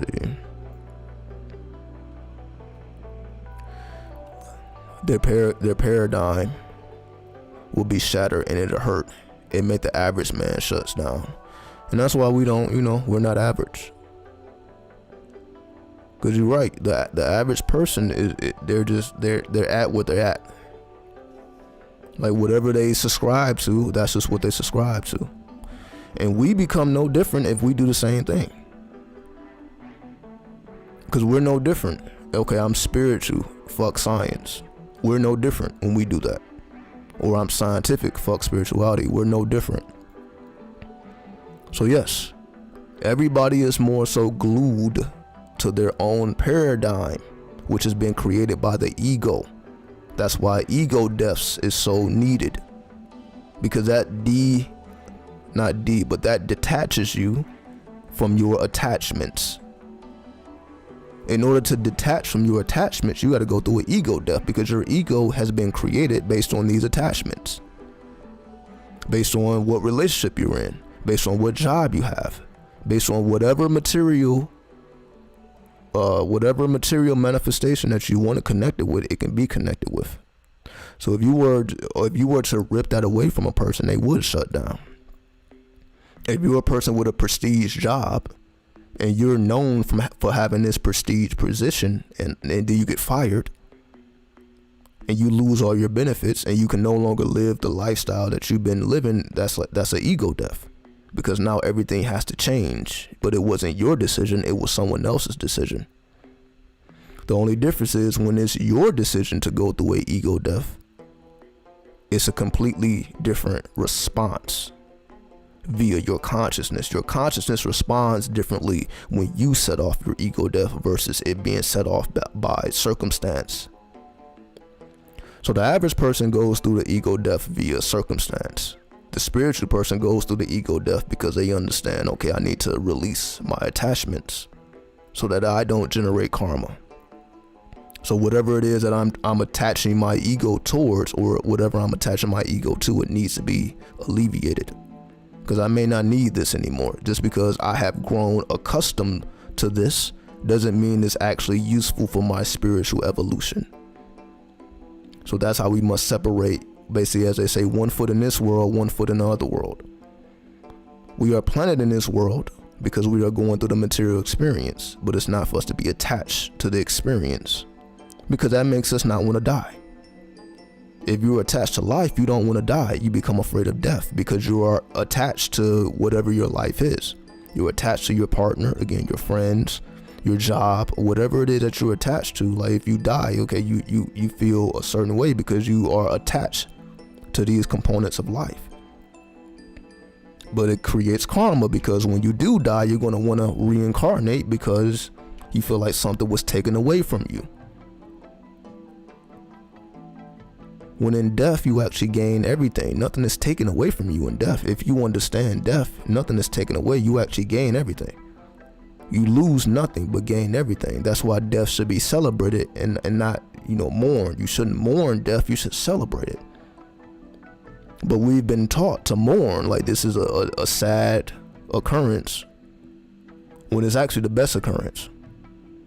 Your best moments is going to be when you die. It's not when you're alive. But nobody's going to tell you that. Why do you think we exalted death? In any ancient civilization, we didn't fear death. We exalted it. When a person died, it was a celebration. That means a new aeon was at play. When certain key people died. But what do we do when that happens here? It automatically goes into conspiracy theory. Let somebody of importance die, we automatically go into conspiracy theory. We don't look at it, okay, this is a change of aeon, this is a change of cycles. That person represents the old reality, now we're going into a new reality. So we don't look at death as actually time markers of change. That's what it is. Death is time markers of change. So when certain prominent people die, or even a less prominent people, this represents a change of cycle. If we feel that death is premeditated, if your death is already on the table, then that means you are dying at an appropriate time in accordance to the cycles. If your death is already on the books. But of course, you can get your death off the books. That's the whole purpose of becoming an immortal, via the halls of Amenti, so on and so forth. The Emerald Tablets of Thoth talk. So there's a way to get off the prescribed time of death, But the average person, they have their prescribed time in accordance to what cycle they're in and what cycles that they are going through. So death is a measure of cycles. But if we are grieving through the whole cycle, we're in grief, we miss the blessings because we're not able to receive because we feel like something has been taken away from us. We don't see the fullness that we have gained. We only see what we have supposedly lost. And that's what causes grief, because we felt we lost. But you wouldn't grieve if you realize that you have gained more than you've lost. But again, those who want us to stay attached to this material plane and reincarnate over and over again, they're not going to reveal that to you. Death is just going to forever be scary due to our own attachments, irregardless of how important or insignificant the attachment is. It don't even have to be something, magnificent. A person can be attached to their home. It don't have to be $1 million home. It can be $100,000 home, $50,000 home, but a person can still be attached to it. So again, it's not about the measure of the attachment. It's just attachment at all creates karma when it's time for it to be released, so that you can receive what you're here to receive.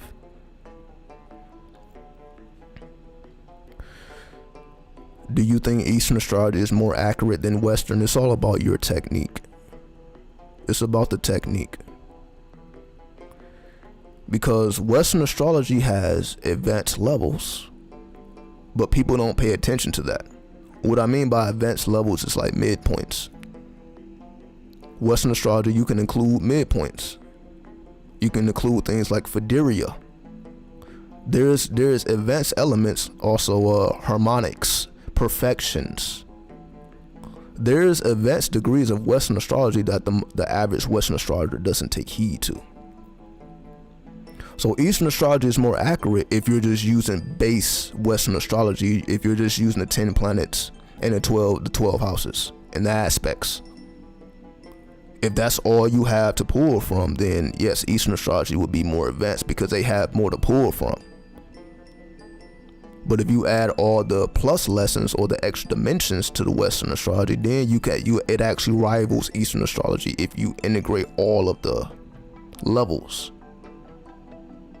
So it can be very accurate. It all depends on your technique.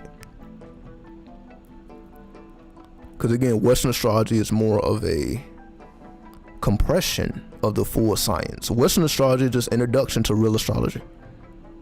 Western astrology is not a real astrology because there's more to learn than the 10 planets and the 12 houses and the aspects. There's more to astrology than the basics. So if you're a person that's just working from the basics, then yes, you're going to find Eastern astrology more accurate because it just has more dimensions to work from. But if you add the appropriate dimensions to the Western astrology, again, that mainly came out in the 70s during the so-called New Age movement. When the New Age movement was manifested in the 70s, that's what made Western astrology more advanced, because that's when all the extra dimensions came out. Again, the perfections, the harmonics, the clockwise houses instead of counterclockwise, clockwise. A lot of this information was coming out in the 70s. A lot of these books is not even in print anymore because of how accurate they were. So when you integrate the advanced lessons or the advanced degrees in Western astrology that was revealed in the 70s, then you got a rival to Eastern astrology. But if you're just using the base, then there's no rivalry whatsoever.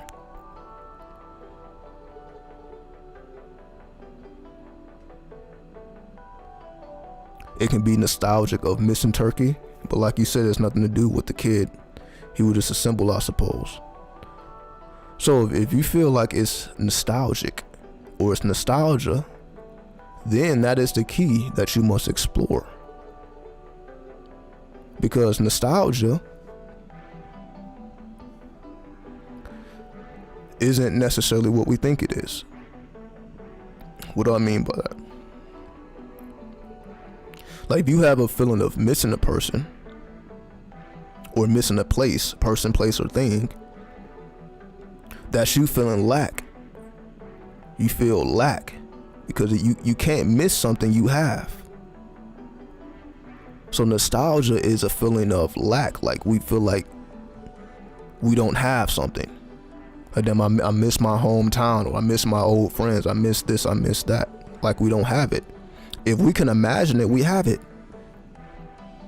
If you can project yourself to that place in which you have it all, you're not missing anything. See, that's what we miss. We can project to any person, place, or thing via the astral plane. So if you want to be in Turkey, for example, you can go to Turkey. If you want to communicate with the friend or the kid, you can communicate with them via the astral plane, because we have the ability to do so. So we have the ability to be full. We don't need to lack anything. So anything you miss, you have the ability to connect with. You just have to do it consciously instead of it being subconscious. When we dream, instead of it being a subconscious act, it has to become a conscious act. You have to be aware of what you're doing and why you're doing it, because it becomes an attachment. So you may be attached to Turkey or whatever your hometown is, or friends, places, whatever it may be. You may have an attachment that you just may need to visit, but it doesn't necessarily have to be physical. You just made it, just take a visit to Turkey in the astral plane. Some places or some people that we just need to visit, just not physically, because it would be a more grand experience if it's subconscious anyway, because it can actually assist you, versus you have no idea what a person is doing. They may not be assistance to you at all in real time, but they can be a great assistance in the spirit plane.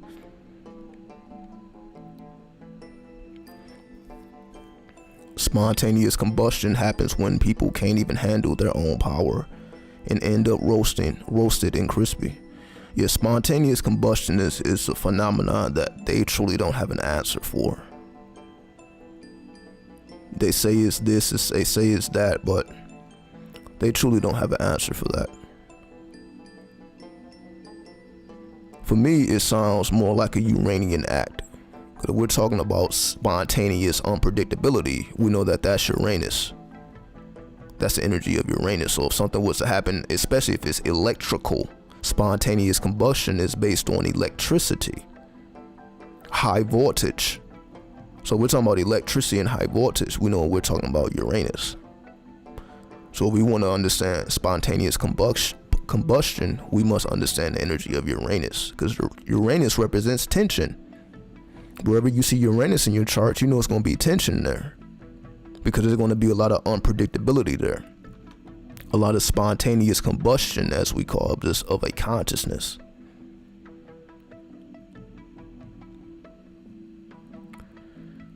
Let's see. Is Pisces only truly Neptune, or is it both? Does one have more influence on the planets? If so, it that balance Pisces and Scorpio have 2 planets. Is it just Mars? Because they said Pluto is not a planet. So what I think you're saying is, because again, I may be reading it wrong, I may be interpreting it wrong, but what I think you're trying to say is,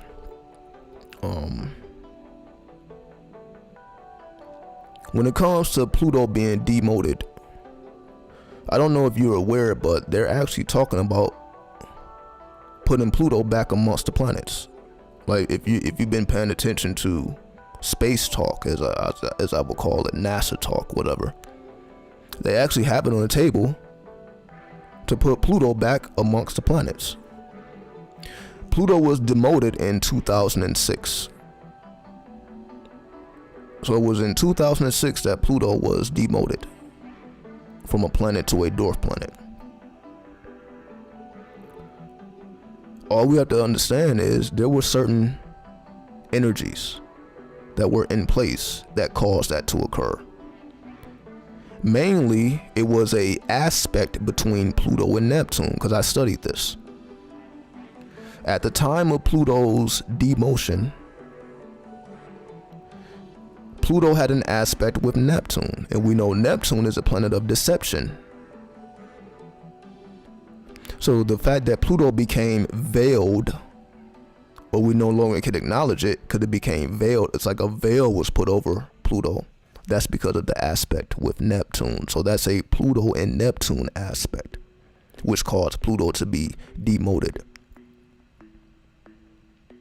So we're talking about astrology because, for example, we have the 7 planets, but then we have the 10 planets. So we're talking about the 7 inner planets. We have different rulers. So for example, Pisces is ruled by Neptune if we're going by the 10 planets, but it's ruled by Jupiter if we're going by the 7 planets, the 7 visible planets. So in older astrology, we only acknowledge the 7 inner planets. So if you are acknowledging the 7 inner planets, then Jupiter becomes the ruler of Pisces. Aquarius is ruled by Saturn instead of Uranus.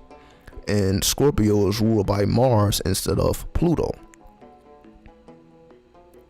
So there's 2 forms of astrology in that sense. You have the astrology that acknowledges the 7 planets. Then you have the astrology that acknowledges all 10 planets. So whether you study the tarot and all that is based on the old astrology. Like, you're not going to find a card for Uranus, Neptune, and Pluto in a tarot deck unless you update it with your own magic, with your own understanding. So it's there. It's just not normal. It's just fire, water, and air. It ain't Pluto, Uranus, and Neptune, but it's there. Like, if you understand the tarot, you got the 3, the 7, and the 12. The 3 mother letters, the 7 single letters, and the 12 double letters.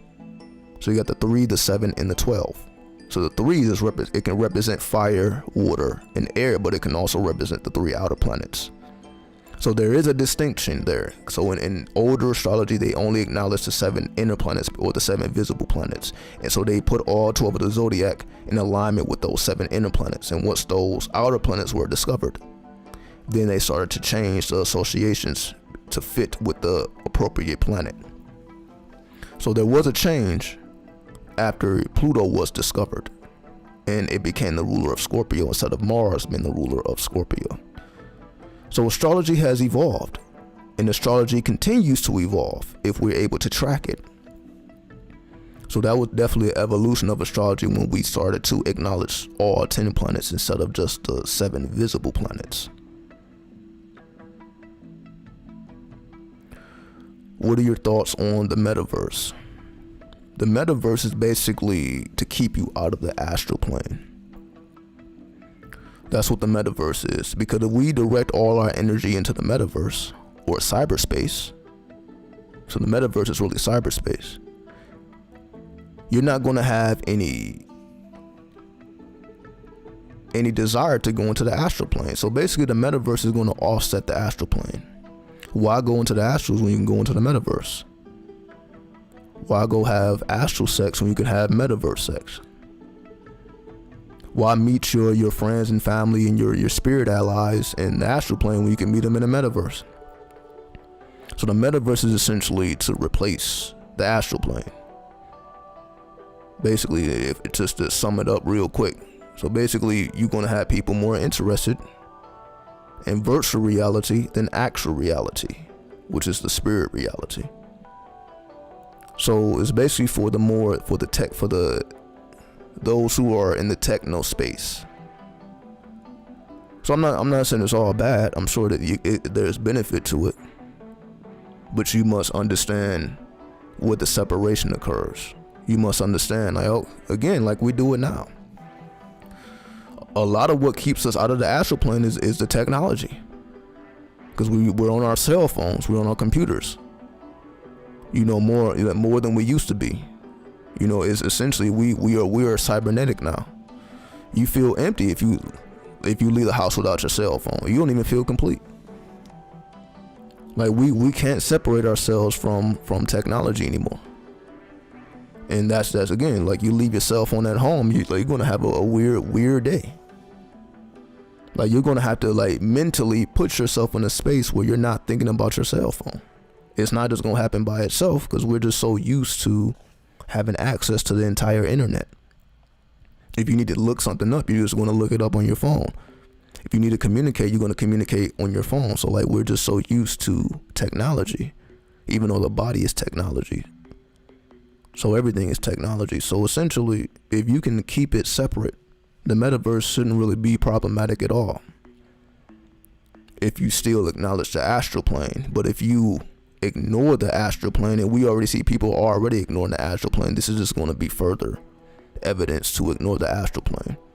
So this is just a bigger and bigger separation. Basically, it's the difference between Uranus and Neptune. Neptune would be the astral plane, Uranus would be the metaverse. Uranus represents technology, then Neptune represents the darker reality, or as we call the astral plane, or the halls of Amenti.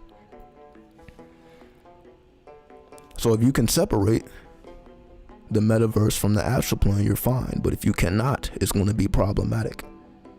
But that's been the case. So it's not just the metaverse, it's just technology as a whole. You know, ever since technology has taken over, people have become less spiritual. Technology has made us less spiritual. Even though we have access to spiritual information, most of us has access to spiritual information via YouTube, PDFs, and all that. But unless you take it to the astral plane, it's not going to really manifest the way you think it is. And the astral plane is also your memory. If technology is not expanding your memory, then you're missing the point. You must expand your memory. That's Neptune. And we see most people's memories is getting shorter and shorter and shorter attention spans, and memory is shot. So you must maintain your memory, but that's essentially what spiritual work is. You must maintain your memory. That's what I do, right? That's why I'm able to talk about a whole bunch of stuff just straight from my memory. Just like I said, Pluto was demoted in 2006. I already knew that. That's just something that was in my memory. I didn't have to look that up. But that's work. That's because I put in spiritual work, whether I'm creating content or not. See, when I'm creating content, this is me tapping into my Uranus. When I'm doing spiritual work, I'm tapping into Neptune, which is again to preserve my memory. So the way I'm able to preserve my memory and do all these hour-long live streams and all that, I'm using technology. I'm using Uranus, but I have to preserve my memory. That's Neptune. So the spiritual work is what preserves your memory, so you can actually talk about something for hours at a time, because all you're doing is pulling from your memory. But if it's just strictly technology without the memory pool, then again, but we see, just look at the different type of creators out there. Some people pull from memory. Some people pull from information that's already available. Basically commentary. A lot of people give commentary about things that have already occurred. Then you have the people that speak about things before they happen. Right? So I'm more so speaking about things before they happen, because I'm pulling from memory in the past. If we understand the past, we can understand the future. The future will be Uranus, but in order to truly understand Uranus, you got to understand Neptune. You got to understand the memory. You got to understand the past. You got to understand the ancient civilizations to understand the future civilizations. Right? And then, of course, we can't leave out Pluto, or Hades, the lord of the underworld, the infernal planes, or Universe B. Universe B comes from Pluto. Universe A already exists, but the coming universe is Universe B, and that's coming from Pluto. That's why they demoted Pluto, if you want the reality, because Pluto represents Universe B. So we look towards Pluto to see what's coming in Universe B. That's why Pluto is the furthest planet from the sun, because the sun will represent Universe A. And that's why I say we got to go beyond the sun sign, because if you go beyond your sun sign, that's going to take you to your Pluto sign. That's Universe B. So if you want to know where you at, that's the sun. That's Universe A. If you want to know where you're going and where you're meant to be, you got to look towards Pluto for that. So that's that jewel. And you're not going to hear that from nobody else, guaranteed. Pluto is Universe B. So if you want to know where you're going, you must look towards your Pluto. When Pluto becomes your sun, say fuck the sun, I'm looking at Pluto first. But I already told y'all that you got to look at your chart in reverse, because the outer planets move slower than the inner planets. Like I said, the moon moves 13 degrees every day. The moon is going through the entire zodiac in a month. Pluto, it takes about 30 years to go through the whole zodiac. That's why Pluto's effect is generational. So basically, like Generation X, Generation Z, all these generations, that's Pluto. That generational effect is Pluto. So the fact that people have similarities in the same generation, that's Pluto's effect. Because Pluto stays in place for 30 years. You know, give or take. So that's why it has an effect on an entire generation.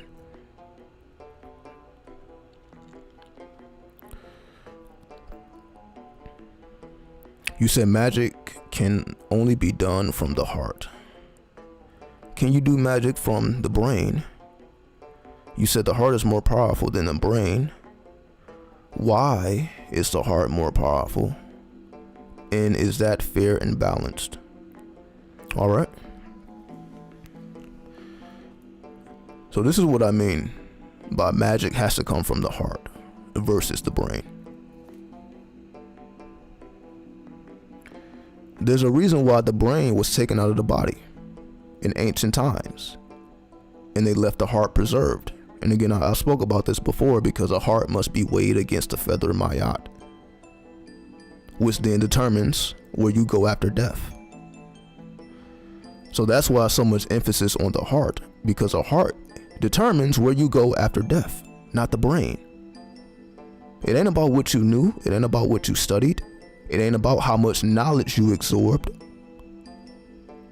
The ultimate reality is, how purified was your heart? So when it comes to fairness and balance, there is no fairness and balance between the heart and the brain.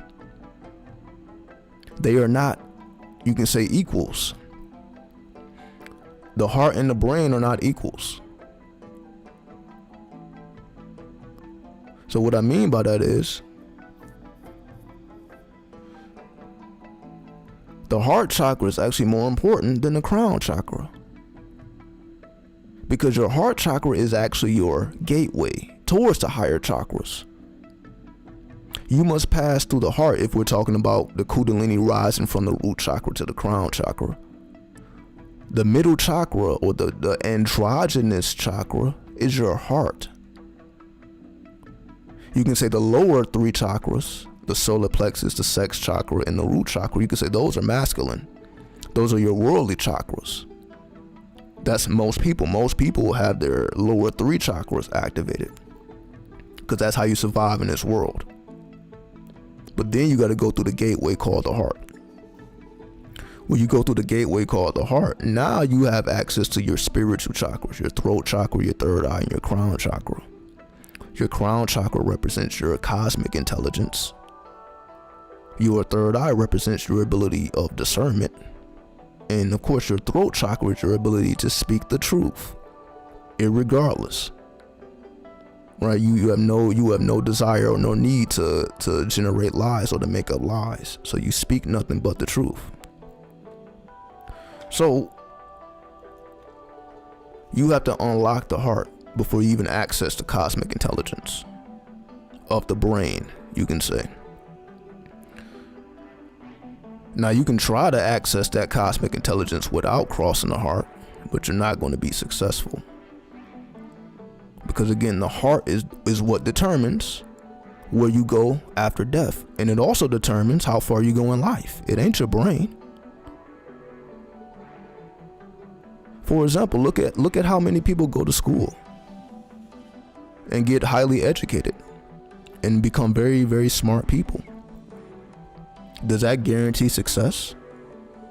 Does that guarantee that they're going to have a comfortable life because they have brain knowledge? Because they went through the trials and tribulations to exercise their brain? See, when you go to college, it's not necessary for you to work on your heart. It's necessary for you to work on your brain. Just remember that. College is all about brain work.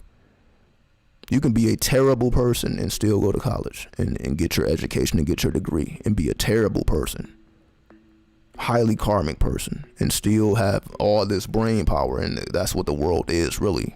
That's why the world is the way it is, because you got a lot of people with all this brain power, but their heart is not where it needs to be. The world would be completely different. But this world honors brain power over heart consciousness. So that's why we're in the predicament we're in. Everybody's trying to stuff their brain with information, and they're not focused on their heart intelligence. So that's why the brain is secondary. I'm not going to say you don't need it, but it's secondary, because a heart represents intelligence. The brain represents smarts. You got a lot of smart people in the world, but they have no intelligence, because intelligence comes from purity. You have to be pure of heart. That's how you develop intelligence. You have to be pure of heart. As they say, you have to be in the moment. You have to be in the now. That's not brain power. That's heart intelligence. Brain power is always projecting you into the future or the past. Your brain is telling you, okay, what do I need to do this, to do that, to do that? Like, you're just projecting yourself in the future. How do I get from point A to point B? That's your brain. That's smarts. How do I make sure, I can do this, I can do that? That's all brain. Heart intelligence is a now. You're not thinking about the past or the future. You're just right in the now. That's heart intelligence.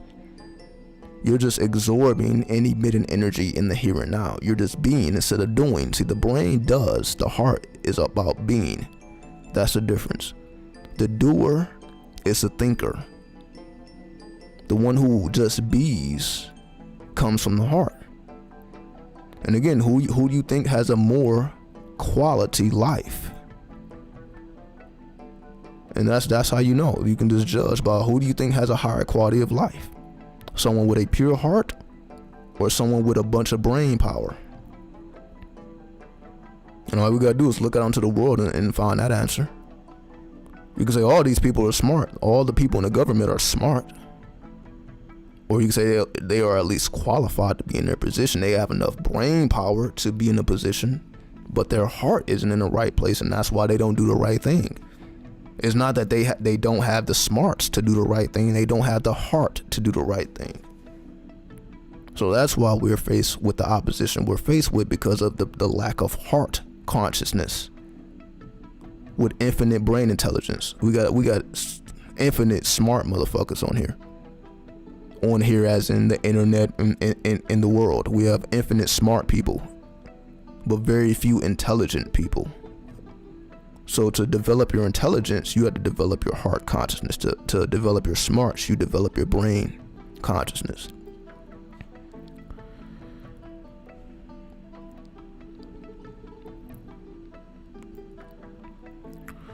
Praying can be as begging in the law of attraction. It's said that you don't ask, you demand or expect to manifest when working with angels. Should you be polite, say please or demand when doing invocation or chanting? So let me clear that up with this whole law of attraction thing. Right? The law of attraction is not what you think it is. Like if you a person that watched The Secret or read the book The Secret, the law of attraction is not what we think it is. And what I mean by that is, I know where the law of attraction came from. I've spoke about this before. Not recently, but I spoke about it before. Again, see, here's the memory popping up. So you see, all I do is I just go back in memory. I'm like, oh, I remember this. I know what book first published the phrase law of attraction. It wasn't a New Thought movement. So I'll give you that. Before the New Age movement, you had the New Thought movement. So the New Thought movement predates the New Age movement. So when we hear about the law of attraction, it's filtered through the New Age lens, not the New Thought lens, even though that's where it came from. So the law of attraction came from the wave of New Thought, not New Age. It was carried over to New Age, and it became The Secret. It became what we know it to be now. But if we study the original works of when the law of attraction was manifested, it's a whole different language. It's a whole different language. Meaning they're not speaking about angels. They're not speaking about politeness. They're not speaking about invocations. It's a whole different perspective as to how the law of attraction is broken down in the New Thought movement versus the New Age movement. So if you truly want to understand the law of attraction, you have to go to the origins of where it came from. It came from New Thought. So New Thought ain't talking about angels and demons. It's not talking about Eastern philosophy, or Eastern spirituality or Eastern occultism. That's all East. Kundalini and all that, that's all that comes from the East. The law of attraction didn't have anything to do with that whatsoever. The law of attraction and the original manifestation, it's not about whether you're asking or demanding. You're not doing neither. You're not asking or demanding. You're just thinking. You think. You don't ask. You don't demand. You think. You use thought, not words. So when you're saying begging, demanding, asking, thought doesn't do any of that. You can't beg in thought. You can beg in words, but most people think in words. So that's why we think, damn, should I ask, should I be polite, or should I demand? That's us thinking in words. We're using English words for spiritual technique, which is a problem. We're not doing any of these things.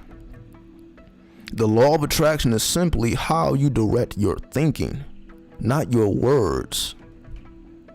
It's a performance of thought, not words. You can be silent and attract. That's how you know it's real. You don't have to say anything and still attract, because it's not your words that are attracting. Your words don't attract. Well, I guess your words can attract, but that's an after effect of thought, because you have already thought about whatever came out of your mouth. You've already given it thought. So the law of attraction is a performance of thought. But you see, it has become religious. That's why we have put angels with it. Do you ask or do you demand? And angels, all that's new age. All that's new age. We didn't combine the law of attraction with religion now, because spirituality has become a religion now. That's what this is. Spirituality has become religion.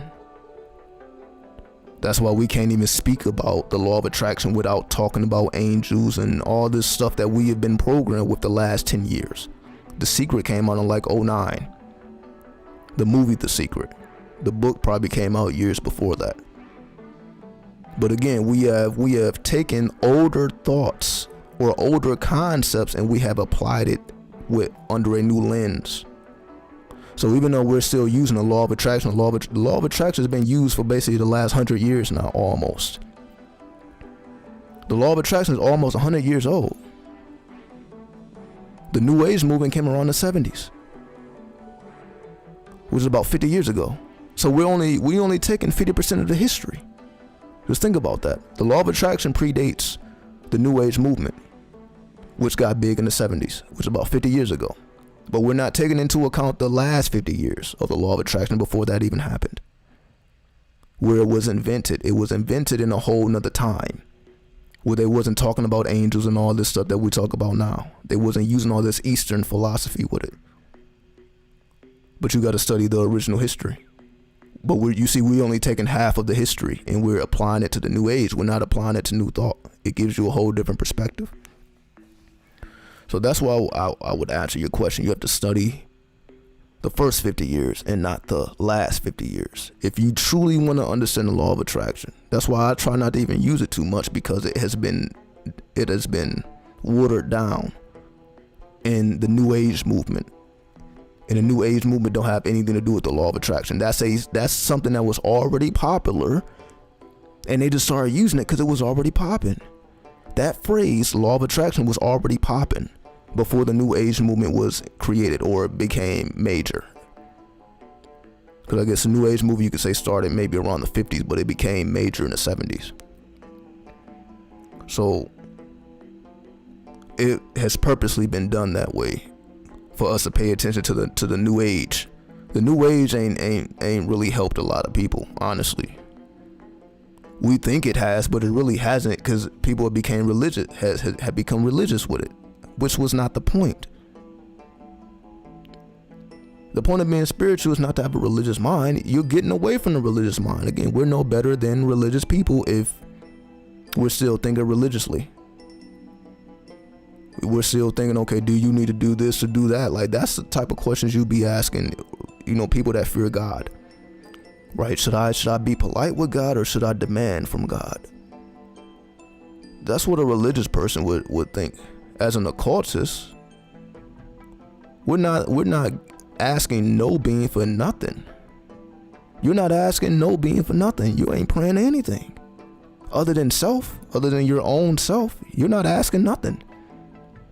You're not asking God or the law of attraction for anything. You just go by the law and then get the results of the law. That's why it's called the law of attraction. If it's a law, that means there's rules in place. And the rules have nothing to do with whether you are polite or demand. That has nothing to do with thought. Has nothing to do with thought. You must follow the rules of the law of attraction to succeed or to get the success. You have to follow the rules. And the rules, again, don't have nothing to do with whether you're asking or you're demanding or you're begging. Because you're already full. You already have it. How do you beg for something you already have? How do you ask for something you already have? Again, you see, we're coming from lack. And that is the problem. You wouldn't even be saying none of this is lack. But this is the poison the law of attraction has given us. We think we're benefiting from it. And again, you see this, it takes you right back into religion. If you have to question your manifestations, then am I asking right? Am I asking the right deity? Should I be praying for it? If we're still thinking like that, we're not advanced. If you're advanced, you should be asking a different type of question. Am I following the rules of the law of attraction that was laid down when it was invented? When that phrase was invented, am I following the rules that are based on the invention of the phrase? Which has nothing to do with Eastern philosophy. It is simply a process of thought. It's a process of how to think correctly. The law of attraction is basically how to think correctly. Not how to ask, not how to demand, not how to beg, how to think properly, proper thinking. Irregardless of what deity you worship, irregardless of what spirit you interact with, that is extra. That has nothing to do with the law of attraction. You can say the law of attraction is Uranian. Spirits and all this is Neptunian. So we're combining Neptunian thought with Uranian thought. We must separate the two before we merge them together. Because if we merge them together like there is no separation, we miss the point. And that's what most people do. They merge it together without knowing the separate components. You must study the separate components. And this is just alchemy. This is alchemy 101. Before you start mixing up components, before you start mixing up elements, you must understand what they are before they are mixed together. Then when you do mix them together, you study the reaction. What happens when I mix these things together? But again, before you start mixing up components, you must understand their individuality first. You must understand the individuality of the law of attraction before we start asking. Are we asking, begging, demanding? Before you even get to that, are you following the process of thought that has been laid down and established by the law of attraction? Whatever deity or spirit you want to bring into it after the fact is your choice, if at all, because it's not needed. God is not needed to manifest. Because again, that's what religion thinks. Because religion is thinking you need blessings. God gives you blessings. The law of attraction don't say nothing about God giving you blessings. That is not how the law of attraction works, because you're being blessed by a God. Again, that's just religious talk. We're not being blessed. When we manifest, that is not a blessing. That is because you are following a correct process of thinking. And that is the result of correct thinking. The law of attraction is a result of correct thinking. You can still manifest and not have to bring God into the equation or angels or demons into the equation. You don't have to bring that into the equation unless you choose to. But it's not necessary, because again, the law of attraction don't have anything to do with all that stuff. So before we start combining, we must understand the separate components. So that's my only thing. Understand the separate components, and then determine what you want to mix and what you don't want to mix. So that way, if a person asks you, well, what is a law of attraction? You don't have to answer them with religious talk. Oh, this is a blessing from God. This is a blessing from the angels or demons. You don't have to say none of that. Like, this is simply a correct process of thinking. What you do after that is up to you.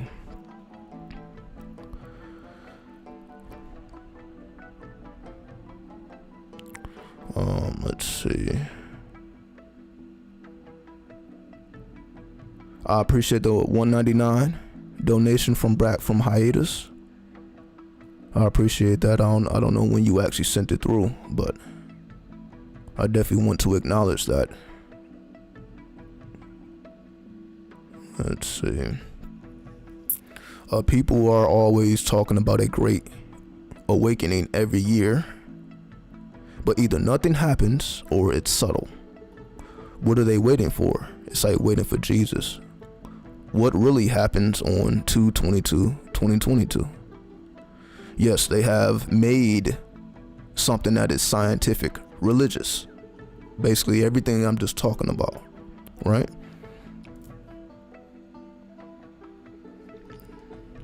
So anybody who's pushing that, like it's just some type of big event that's occurring every goddamn year or every goddamn cycle, it's not based on anything, because I guarantee these people are not astrologers, because they would just tell you what the fuck is going on. They don't need to say, okay, there's a grand awakening occurring. Well, what planets are active, what aspects are in place, what houses. It's like they would just give you the technical analysis that you're asking for, instead of speaking in codes. That's what they do. They speak in codes. They speak in this twilight language. Just call it what it is. They speak in a twilight language just to make it interesting. More interesting than it actually is. But this is what got people, it's the same thing happened in church. You get bedazzled. People get bedazzled by that wordplay. Because it sounds good. It sounds interesting. Of course, motherfuckers want something to happen. But that's because of lack. It's the same thing. Would you really give a fuck about what's occurring in 2/22/2022 if you were full? If you were in your fullness, operating from your fullness, we probably wouldn't give a fuck about what's occurring in whatever goddamn year, because it actually wouldn't matter. The world can be going to hell, don't mean you going to hell, because you stayed on your square. If you stay on your square, you ain't got to worry about that. The only people that got to worry about are the people who are all over the goddamn place. If you all over the goddamn place, of course you want something to happen in 2020, 2021, 2022, 2025. Of course you want something grand to happen, because you off your square. You don't know where you're supposed to be. So if you see a bunch of people moving in a direction, you say, okay, well, maybe I need to move in that direction too. And that's not how it works. It's not how it works. So yes, when you say they're waiting on Jesus, it's the same religious attitude, and they bring into spirituality that don't have anything to do with religion. But you see, like, people cannot separate the two. They can't separate it. They can't even talk about astrology, numerology, the Kabbalah, the occult, without bringing all this religious shit into it. Because they're just doing the same thing religious people do. Okay, there's going to be something that occur. You got to get ready for it. They was saying the same shit 10 years ago. They were saying the same shit about the year 2000. They've been saying the same shit. These are all religious people with their bullshit. They've been doing this the whole 2000s. The whole fucking 2000s. We're about to be we're 22 years into the 2000s. We've been hearing about this shit the entire 2000s. 2012, 2000. Again, 2020. We've been hearing about this the entire 2000s. Why? It's because it's Universe B is replacing Universe A. You see how simple that is? You see how simple that is? Universe B is taking over. Universe A is dissolving and being replaced by Universe B. That's very easy to say. Instead of all this extras, always, no, it ain't shit happening in 2022 that ain't already in progress. It ain't a goddamn thing happening. But again, if we just look at 2020, we got to understand everything that's happening now is going to be in effect for the next 10 years. I said that in part 1. So for the next, till 2030, basically, what we're going through now is going to be, this is just a continuation. But that ain't necessarily something that you gotta watch somebody's video for. Or we about to continue down this cycle of dealing with the drama of the 2020s. So that's what it becomes. It's religious. There's no need to wait on anything. Put that work in. Fuck 2022. What does your natal chart say? Look at your progressed natal chart. People just looking at transits. Oh, the sun is going to be here, the moon is going to be here. How does it affect your natal chart? How does those transits affect your natal chart? See, that's what's going to be real to you. If we're talking about what's going to manifest in your life, what's going to be real to you, you have to look at the transits, how they affect your natal chart and your progressed chart. So that way, at least you have your own chart in the middle of it, so you can see, okay, well, these alignments are happening for me, so this is what I need to watch out for. Versus, okay, well, the sun is here, the moon is here. This is what everybody got to look out for. What everybody got to look out for. What do you need to look out for on an individual level so that you can do what you need to do versus what everybody else need to do? Because everybody don't need to be doing the same thing. You need to be doing what you need to do. Everybody else need to be doing what they need to do. But if you don't know what you need to be doing, you got to look at your natal and your progress chart. You can't just look at the transits, which is what most people look at. They're just looking at transits. They're not looking at, okay, well, what does that have to do with you personally? Well, you got to bring in your natal chart for that. But you see, they ain't doing all that though. Cause you see, if you really want to get those real answers, it get more and more complex. It don't get easier, it gets complex. That's why everybody would do it. If everybody can use astrology to predict the future, everybody would use it. But it's not that easy. It's not that simple. That's why you have astrologers who have to learn this stuff, and they, people pay them to interpret, because it's not easy to do. It's not easy, especially if you stack layers on top of layers. It's not easy to do. You're looking at a chart full of objects. Again, it's more than the 10 planets. You got asteroids. You got Uranian points. You can have your whole chart. If you truly look at your whole chart with all of the objects, the Arabic parts, the fictitious parts, you will have all of those 360 degrees will be filled with points. We just limit it to the 10 planets. But there's a lot more going on in the sky than the 10 planets. You got the fixed stars, and there's like 110 of those. You got hundreds of fixed stars, Arabic parts, fictitious points. So if you look at your chart in this totality, it will be filled with points. It's just the average person wouldn't. It's just overwhelming. Real astrology is overwhelming to the average person. That's why we just focus on the sun to Pluto. But there's a lot more going on in the sky than just the 10 planets. There's a lot more going on, but that's how we can interpret what's really going on. We got to look beyond the planets. The planets is a starting point so that you can have an understanding of what's going on, but that's not going to give you the full picture, because astrology is more than the 10 planets. We just become used to dealing with the 10 planets as if that's all we need, and that's just not the case. That's not the case. We have to go beyond the planets, depending on what you're looking for, depending on what dimension that you're seeking, or what you should be doing in what dimension. You got to go beyond the planets. But again, that's what astrologers are for, to look beyond the planets. Anybody can download astrology software and look at what's going on. That don't necessarily mean they know what they're doing. Anybody can do it. Anybody has access to astrology software. That does not mean that they know how to interpret this and turn it into practical application. That's a skill set. That's something you have to learn how to do. That takes time to develop. Everybody doesn't have that time. So for those who do have the time, that's how the cycle works. Right? And based on their predictions, that should be the judge whether you should listen to them or not. So anybody who's been talking about this is about to happen, and it don't happen, there's no need to listen to this person, because they're going to continue to lie to you. They're going to continue to lie. this is going to happen, and it don't happen. So why we still listen to these people?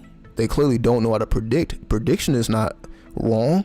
They just are wrong in their interpretation, which is okay, because everybody can't be right. Because sometimes we got to go back to the drawing board and recalibrate our techniques. That's what I do. So that's why you see I'm not just jumping on YouTube every time I got something to say. I had to go back and reflect on my techniques. Am I going to still be using the same techniques I was using in 2021 and 2022? No, I had to go back and recalibrate my techniques. That's why I got a whole nother, you see, I got a whole nother, the live stream is look different than it looks in 2021. I had to go back and recalibrate my astrology. Like, so everything I'm doing is different now. I had to upgrade my techniques. In order for me to upgrade my techniques, I had to go read the literature.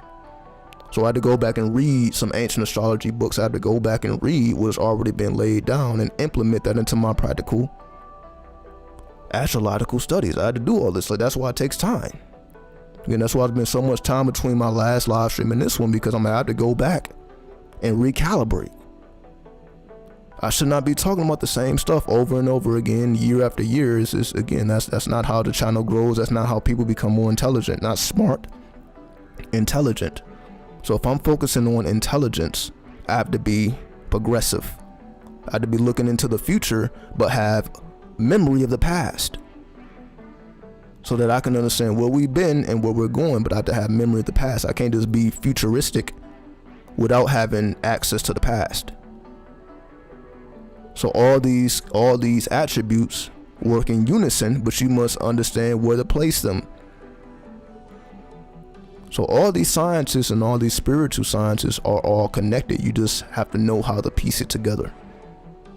So it's like a 1,000-piece puzzle. You just got to know where to put the pieces in order to get to the conclusion you're trying to get to. So that's essentially what astrology is, what the occult is. It's a bunch of pieces, and it's how you arrange it and how you organize it that determines on what you see. I said anybody can pull up an astrology chart, but how they organize and arrange the symbols in which they see, that's personal. That's why you can come to different conclusions. You can have 10 people looking at the same chart and tell you 10 different things, because their organization process is different. And that's why astrology is so free-flowing, because there's not just one conclusion to arrive at. That's more so numerology. Numerology is more straightforward. But when you come to astrology, now you have to tap into your creativity, your ability to interpret many different complex layers. Layers upon layers upon layers upon layers. So again, it's not easy to do, but it becomes necessary. That's why I decided to do it. I'm like, okay, it's not easy to do, but it's necessary to do. And that's why I've shown forth through this channel how necessary it is to know these things, and not just know these things, to be able to interpret these things, not just interpret it, but to have the practical application. It's threefold. You have to know it, interpret it, and then have the practical ability to implement it. And that's all I try to demonstrate on this channel. So I'm not just running my mouth. That's why you're hearing different things come from me. That's why, again, you don't see no notes. I don't be preparing this. I didn't plan on going live stream. I didn't plan on live streaming today. I didn't wake up, okay, I need a live stream. This is just spirit move me. Get your ass on. All right. I don't know what I'm supposed to talk about. All I know is I need to be on there. That's it. You figure it out.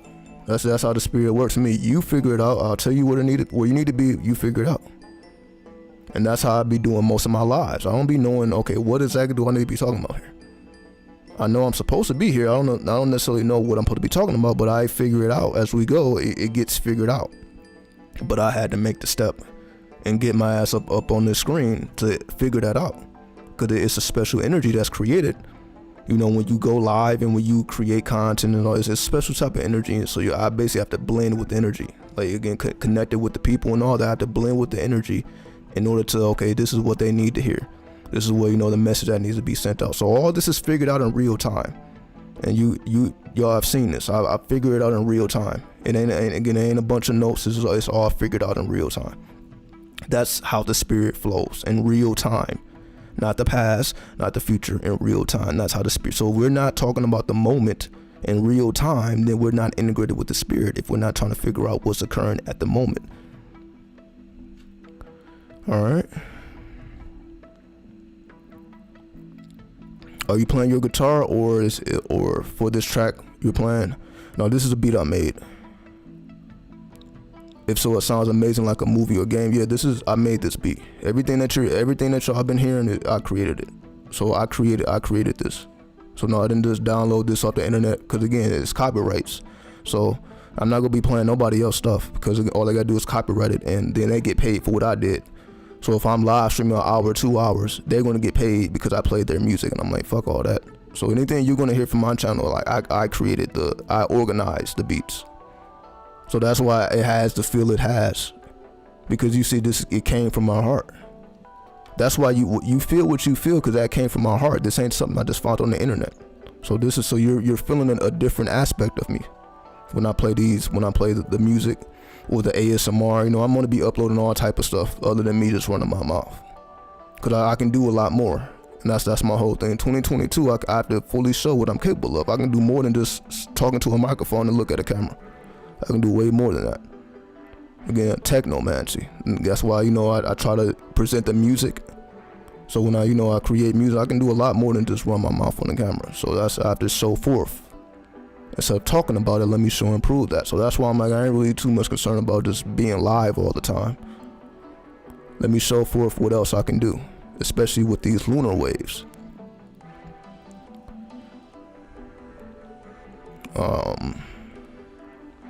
Are there specific methods used to enhance memory? You mentioned memory multiple times, and it's an interesting topic to go deeper.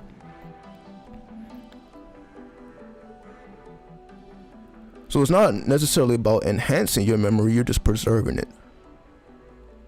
Right? So enhancement is more so Uranian. Because again, you got the Neptunian energy, you got Uranian energy. Uranian energy is about enhancement. Because Uranian energy is basically what makes us astrologers. So when it comes to astrology, you're trying to enhance it. You're trying to enhance your astrological ability. But when it comes to Neptune, you're not necessarily trying to enhance your memory, you're trying to deepen your memory. Because when your memory is deeper, you're basically like creating tunnels that you have dug, and you have access to those tunnels whenever you need to. So basically, that's basically what I've dug a lot of tunnels. So I got access to a lot of tunnels because I dug them. I put in the necessary research, and I just lock it in the memory. So if in terms of locking it in your memory, it has to touch your heart. If you just want me to be plain and clear about it, the only reason I have my memory is all over the place is because it actually means something to me. So my memory is elastic because it actually means something to me. Like what I speak about actually is playing out in my life. So if I'm speaking about the Lima, I actually practice the Lima. If I'm speaking about astrology, I actually practice astrology. Like all these things I speak about, I'm actually, I use a tarot, I use a Kabbalah. So all these things I actually talk about, my memory is connected to it because I'm actually in it. I'm not just speaking about things that, okay, I read something and oh, that's an interesting read and I go about my business. That's not how it works. If I'm reading something and it's relevant, I have to remember it because I never know when I'm going to need to use it. And again, this is what I do with the live streams. The live streams just come from a lot of information I read. It just comes up, when I'm answering the questions. Somebody may ask a question, and that may be the reason why, this is why I need to remember that. Because somebody asked a question, and I just remember reading it, and I'm like, I remember exactly what I read, and here it is. This is the reason why I remembered that. I maintained it. Because I did my own research. Then, people may ask about it. So it just keeps it fresh. So you have to find a way to keep your memory fresh, to preserve your memories. And again, the best way to do it is you have to actively be in the game. So what I mean by that is you just have to pick something that you actually care about. So if it's hip hop, learn hip hop history. Before you start rapping, before you think you're a magnificent rapper, you have to know the history. Hence, that's why my hip hop sounds different than other people's hip hop, because I don't just rap because I think I can rap. I actually went back and studied the history. I've told y'all the history. That's why I can go deeper, because I'm connected to the history. I'm not just rapper. I can rap. No, I only can rap because I did the history. Because before I did the history, I didn't really have much to pull from. I can talk about, I'm just gonna brag and boast about my own life. That's not interesting to me. I had to go back in history so I can have something to talk about, other than myself and my own personal undergoings. Of course, I'm gonna implement that in there.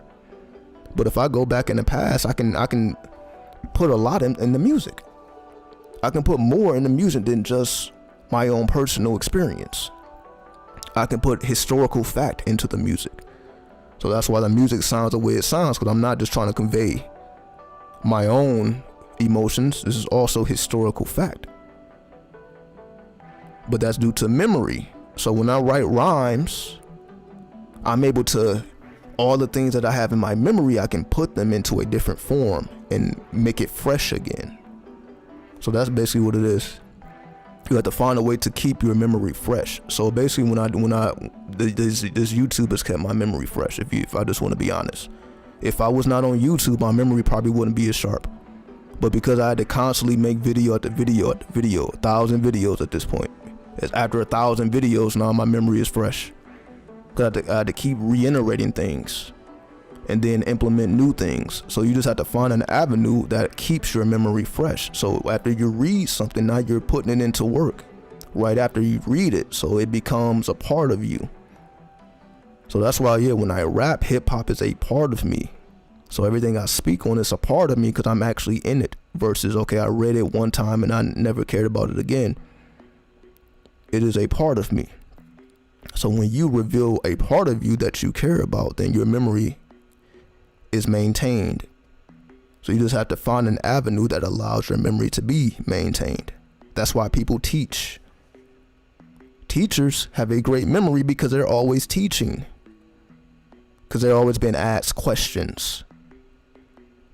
So because people are always asking me questions, that's what keep my memory sharp. Because I'm like, I never know when I'm going to need this information and be able to help somebody with it. So it keeps my memory sharp. Because I know that I gotta get in front of this camera and talk about something intelligent. So I'm not just gonna talk about me and what I've been going through in my personal life, and that's fine. But what about you? I need to speak about the collective, not just what I'm going through. So that's what keep my memory fresh, because I'm concerned with not just myself, I'm concerned with the collective.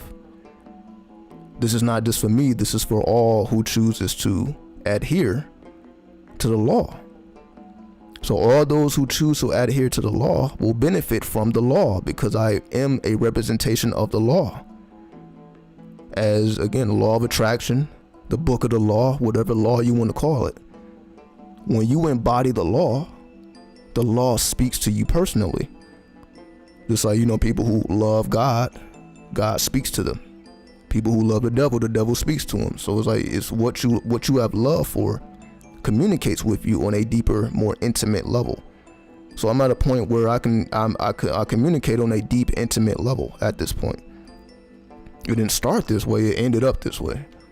I had to figure it out, like everyone else have to figure it out, right? So I'm just sharing my experiences of figuring out what has been occurring, not just in my life, but also in the world as a whole. So I use my personal experience as an anchor, but then I connect it to the greater experience. Okay, what does my personal perspective have to, how is it connected to the collective consciousness? And that's what I try to reveal in this YouTube. How is my personal experience connected with the collective unconsciousness? And that's what allows me to say what I say. Because I know what I say is connected to the collective unconsciousness. It's not just benefiting me, it's a benefit for all those who choose to experience.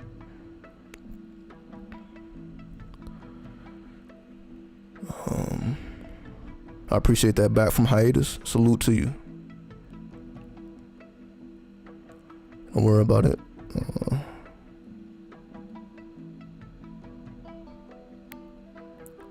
Let's see. I appreciate that. Vibrations on fleek. Well, let me see. I may have missed a couple things. Give me a second. Can you do a reading to find someone's Pluto if they don't have their birth time? Yeah, as long as you know their birthday, you should be fine with Pluto. Because basically, the astrology times is just more so for your houses. It's not really for your degrees. Like if you know a person that is born on November 1st of 2000, you pretty much have an accurate chart. If you put that into the chart, it don't matter what time you put in, the positions will be accurate. The houses are not going to be accurate though, and your ascendant is not going to be accurate.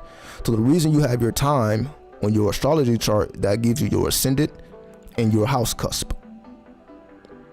So if you don't know a person's time, you're not going to know their ascendant or their house cusp. But if you're just talking about what sign their Pluto is in, as long as you know their birthday, you can find out what sign their Pluto is in, even if you don't have the birth time. So that's what it is. Birth time is ascendant and your house cusp. That's why you need a birth time for astrology, for those house cusp and that ascendant, again, which is how you respond and react to your environment. So it's the feeling you have towards a thought that gives you the manifestation. It's not the feeling, it's the intent. The intent becomes a feeling. The feeling is second. The thought is third. Intent, feeling, then thought, which then manifests that fourth degree of that act. So all actions come from an intent, a feeling, and a thought. And that manifests the fourth degree of the act itself. So that's why if we're just looking at the act itself, we're not looking at, well, what is the intent behind the act? What is the feeling behind the act? And what is the thought behind the act? Because that's going to give us more perspective of what's actually occurring. So again, you can see a person handing out food to the homeless people. Don't mean they care about homeless people. Don't mean they think about homeless people. Don't mean they have any positive intent towards homeless people. They're just, doing a camera op.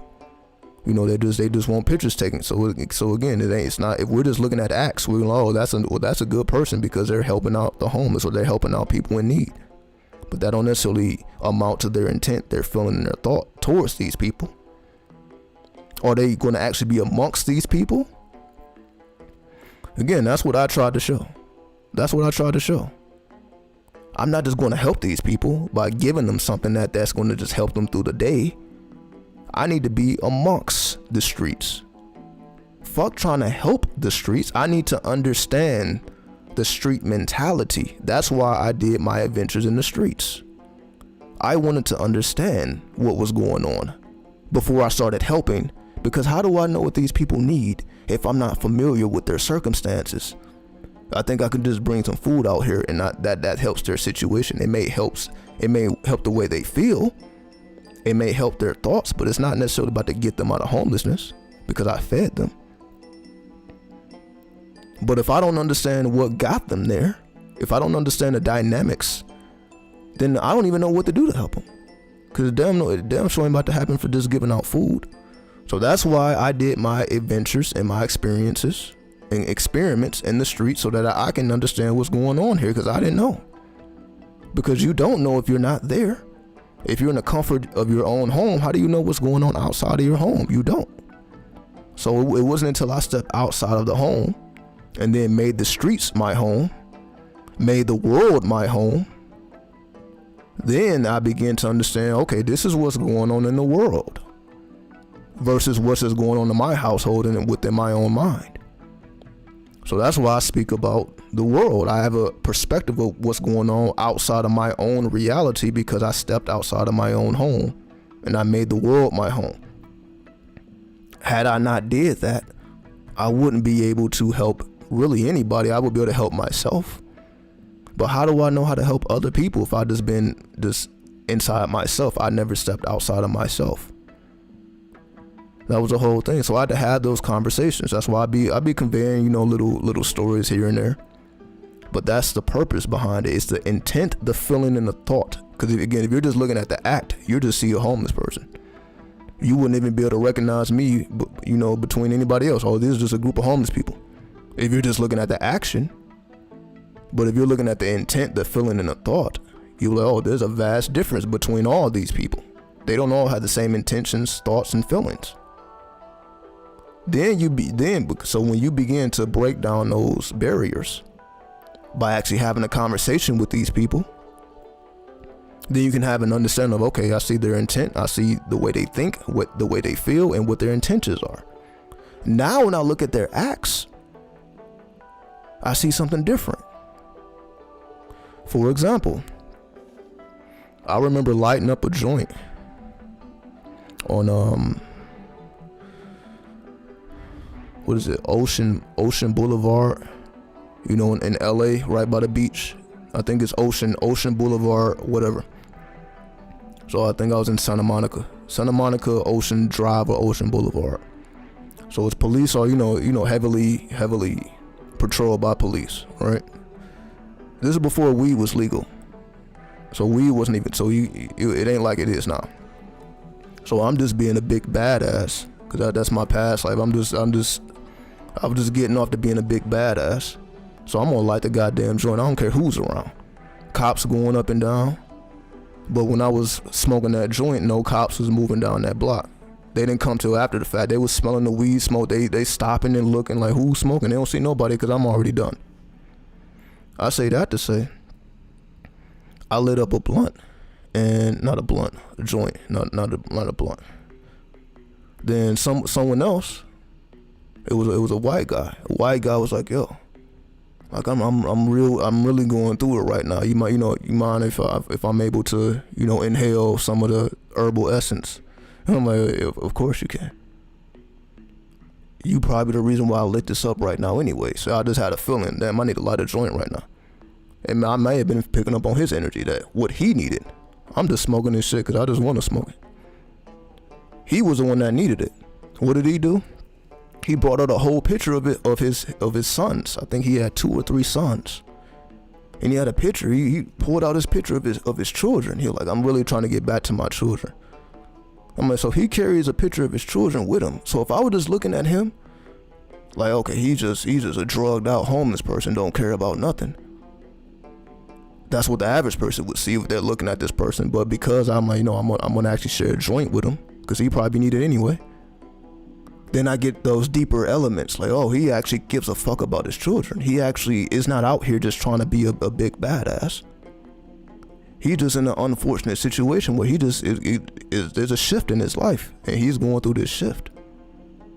So I end up giving him advice, because I was out there too at the time. It just didn't look like it. Like, I didn't look like I was homeless.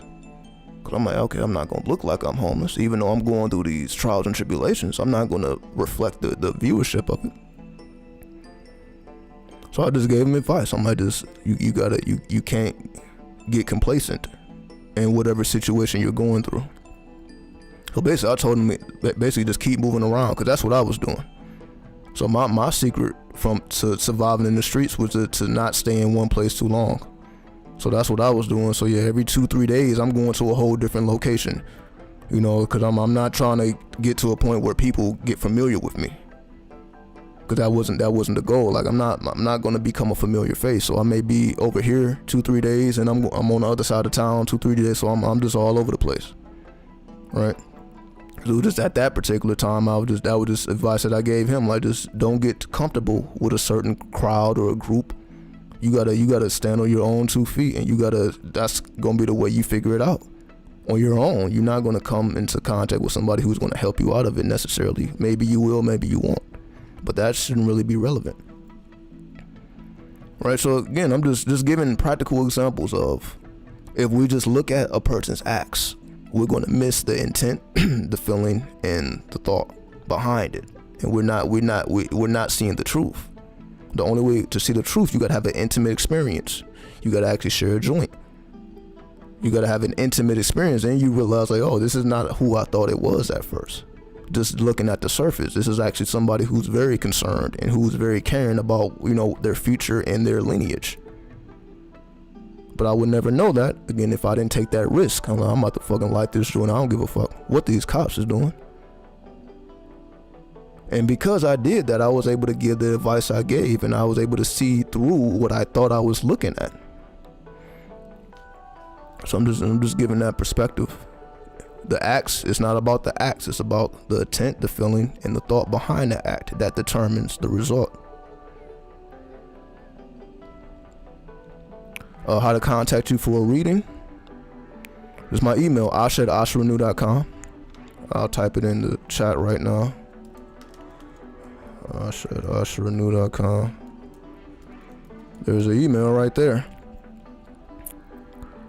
So you can just contact me in the email or check out the website, asharenu.com. Yeah, so anybody want to contact me, email or check out the website, asharenu.com. Not a problem. You can check out the services, whatever you need to check out. You'll see what's happening over there.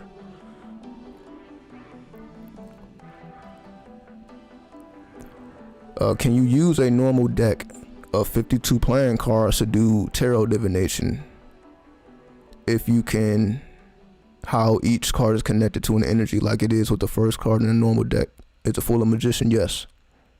You can definitely use a normal 52 playing card deck for divination. Definitely. Because as long as you know what everything means, you good. Like you connect the 1 through 10 to the 10 Kabbalistic worlds. Not the worlds, but the Sephira. And then you connect the suits to the elements. So basically clubs become wands, for example. So if you draw the 3 of clubs, you're basically, the 3 takes you to Bina. And then the clubs take you to fire. So basically you're in the world of fire in Bina. Right, which is the divine feminine. Right, so you're in the fires of the divine feminine. So again, so yes, you can definitely use a 52 playing card deck to come to esoteric and occult conclusions. Definitely. Because again, it's just, you don't need the imagery. See, most tarot readers are attached to imagery. The 52 playing card is just you detaching from imagery, because it ain't no imagery really. But you see, yeah, most people will not be able to, because you just got to rely straight on your mathematics at that point. Because now it's just simple. Now you're not looking at the angel or the demon or the person in the card. See, now you're the imagery. You can't get caught up on the imagery at that point. So it's more challenging because you don't have the imagery to rely on. But if you have all of the keys already in your memory, it ain't shit. It ain't nothing. As long as you already got the keys, you got the 52 keys already inside you, then you can make it happen because you already know what's up. I've been facing difficulty with my Kabbalistic or my Kabbalah path, Bina or Chokmah. What are your thoughts? Well, what difficulty? You got to be more specific. What difficulty? So when you say Bina or Chokmah, the divine masculine or the divine feminine, because you got the pillar of mercy, then you got the pillar of severity. You got the feminine path, you got the masculine path, you got the path of the king, you got the path of the queen. So what issue are you facing? Is Uranus or Pluto the first planet? Does Uranus have a connection to the number 0? Because of the Fool card being a 0, is a Magician the first card or the Fool? Is the Sun number 1 or Mercury the first planet? So yes, Pluto is a number 0. So yes, that is one. When we talk about the first planet, now I'm not necessarily know which I wouldn't put the planets in a sequence like that. But if we're talking about the first planet, are you talking about the first planet created or the first planet in the solar system? So if we're talking about the furthest planet, then yes, it would be Pluto. So if you're coming into the solar system, you probably see Pluto first. Like if you're outside of the solar system and you're coming into the solar system, the first planet that you would interact with would be Pluto. You wouldn't interact with the sun until you got to the middle, because the sun is in the middle of the solar system. So you wouldn't interact with the sun until you got to the middle. So if you're coming from the outside, yes, the first planet that you would interact with would be Pluto. And yes, the Fool would be the first card, because yes, in ancient, they didn't acknowledge the 0 at first. Because we see the tarot is especially the major arcana deals with Roman numerals. So if you look at your tarot deck, you look at the major arcana, you're dealing with the Roman numerals. The Roman numerals don't have a 0. So the 0 was added in later, that came with the Arabic influence, or the Indian/Arabic influence because they acknowledge zero. So the Romans did not acknowledge zero. The zero was acknowledged by the Arabic and the Indian population. You know, the occultists, the astrologers, so on and so forth. So the fool used to be at the end of the tarot, and it was moved to the beginning. So the fool was at first the last card, the 21st card, but then it became the first card when it was integrated with the zero. So that's how the tarot has evolved. So yes, the fool was placed in the front instead of the back of the tarot with the number 0, and before it had a number 21 on top of it. So before the fool was 0, it was 21. And now it's 0. Or no, not 21, 22, because there's 22 major arcana. So 21 would be the universe or the world. So the 22nd card would have been the fool. So the fool would have been the 22nd card instead of the first card. Back. So that's how the tarot has evolved. So the fool, instead of being at the end of the major arcana, they put it at the beginning of the major arcana, combined with the number 0. So yes, that is the evolution of the tarot. Then yes, the sun is the number 1 in numerology. So in numerology, the number 1 does correlate to the sun.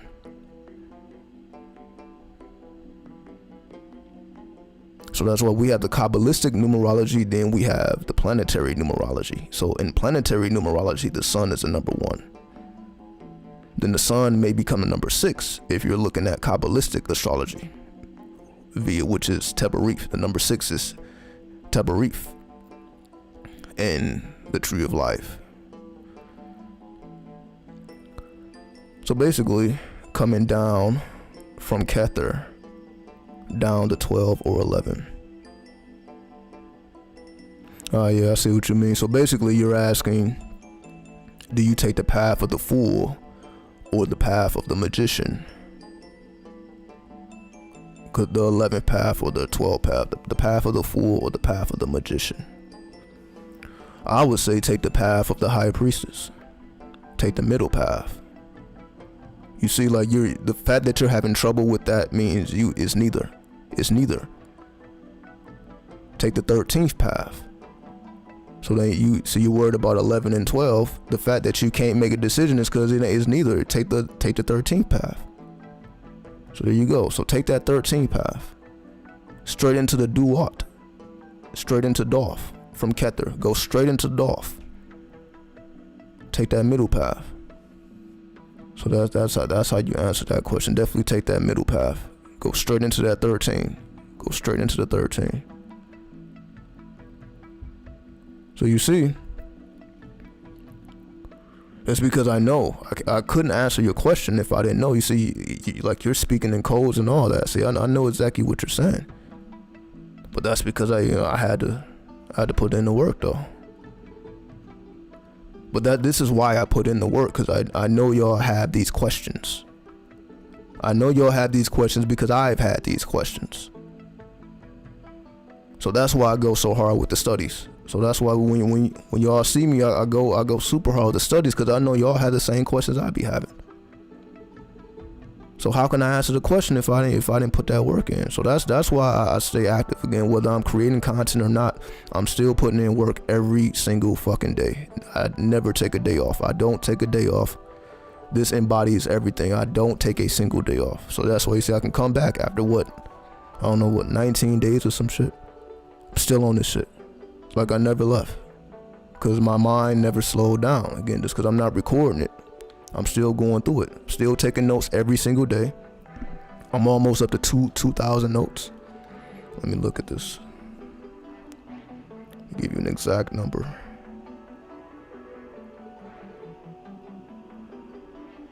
So if I look at these, I have 1,952 notes currently. So I'm 50 notes away from having 2,000 notes. Working with spirits, Hebrew letters, Arabic letters, 99 names of Allah, anything you can think of. I done been through all that shit. I didn't limit it to just one thing. I'm working with every goddamn thing. Planets, numerology, I'm working on everything, zodiac. So that's why I can answer the questions, because I actually traveled the paths. I work with all the tree of life paths, all of the clip-offic paths, because I know people are going to have questions, and people want real answers from someone who's actually doing it, not somebody who thinks they know. Okay, well, maybe you should do this. No, I ain't telling you maybe. No, this is go to the 13th. There's no maybes about that. Go to the middle path. And you definitely have a very, very swell time integrating with the High Priestess. So unless anyone has any questions, we can check up out of here. I think I've got my point across. Even though I don't even know, what did I name this? 2022 predictions. I think I got my point across.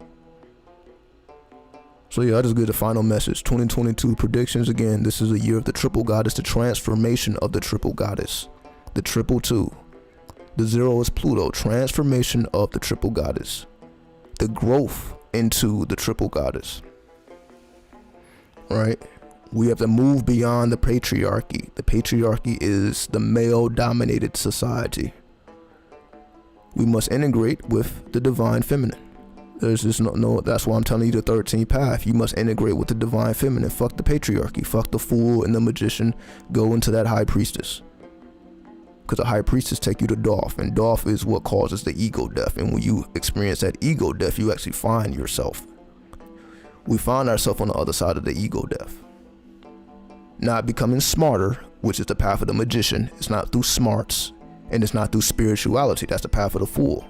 We need both. We need spirituality and smarts, or in science and spirituality. Well, who has the science and spirituality? The 13th path. That's how that goes.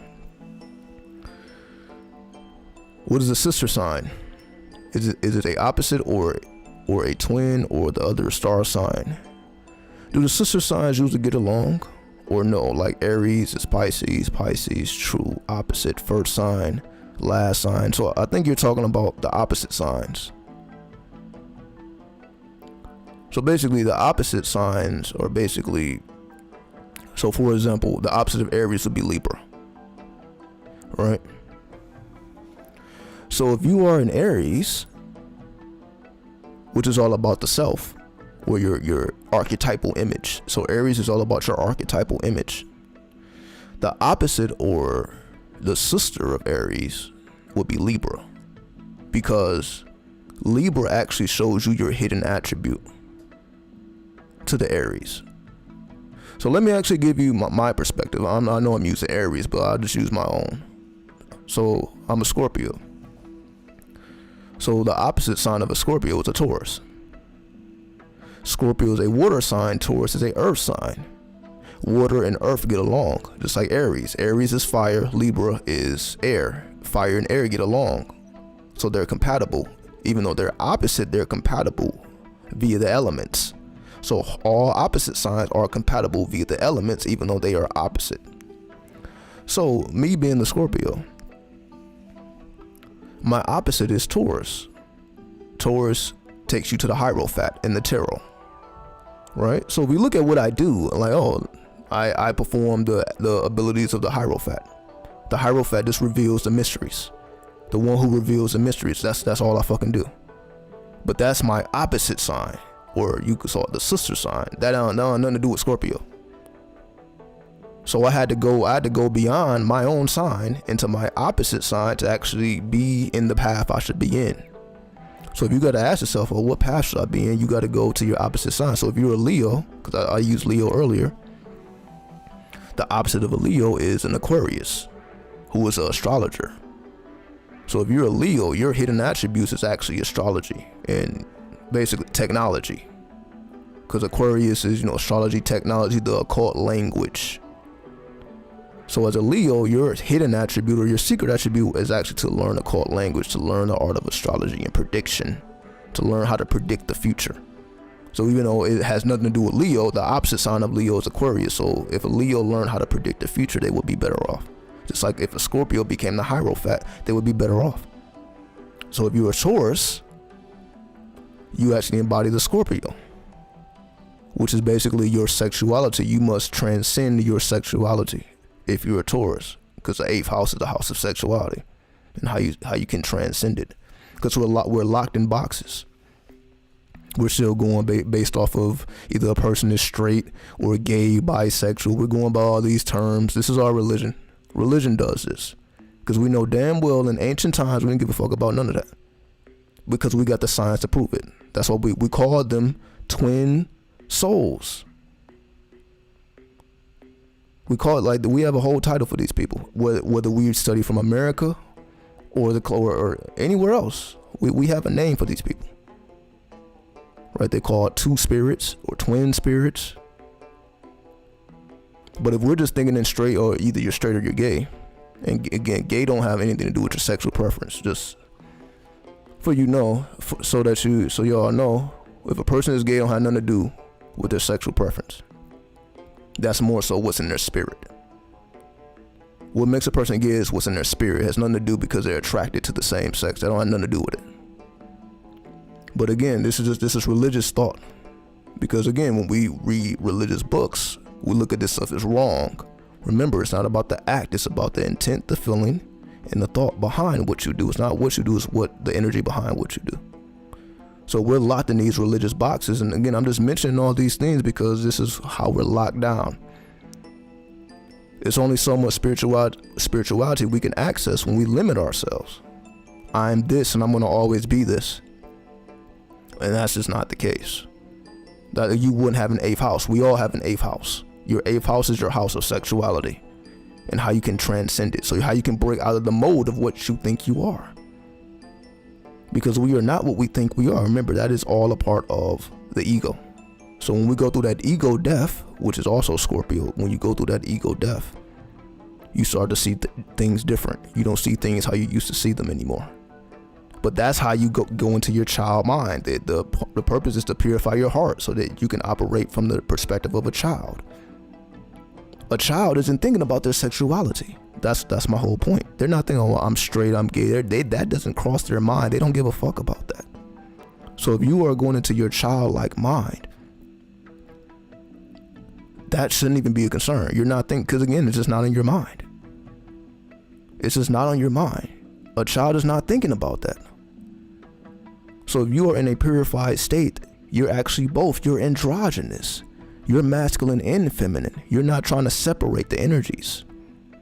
That's the whole thing. You're not trying to separate the energies because we are holistic. So if you understand we are holistic, there's no need to separate the energies. Like, I'm a male and I'm not a woman. We're both. The only difference is the actual genetics.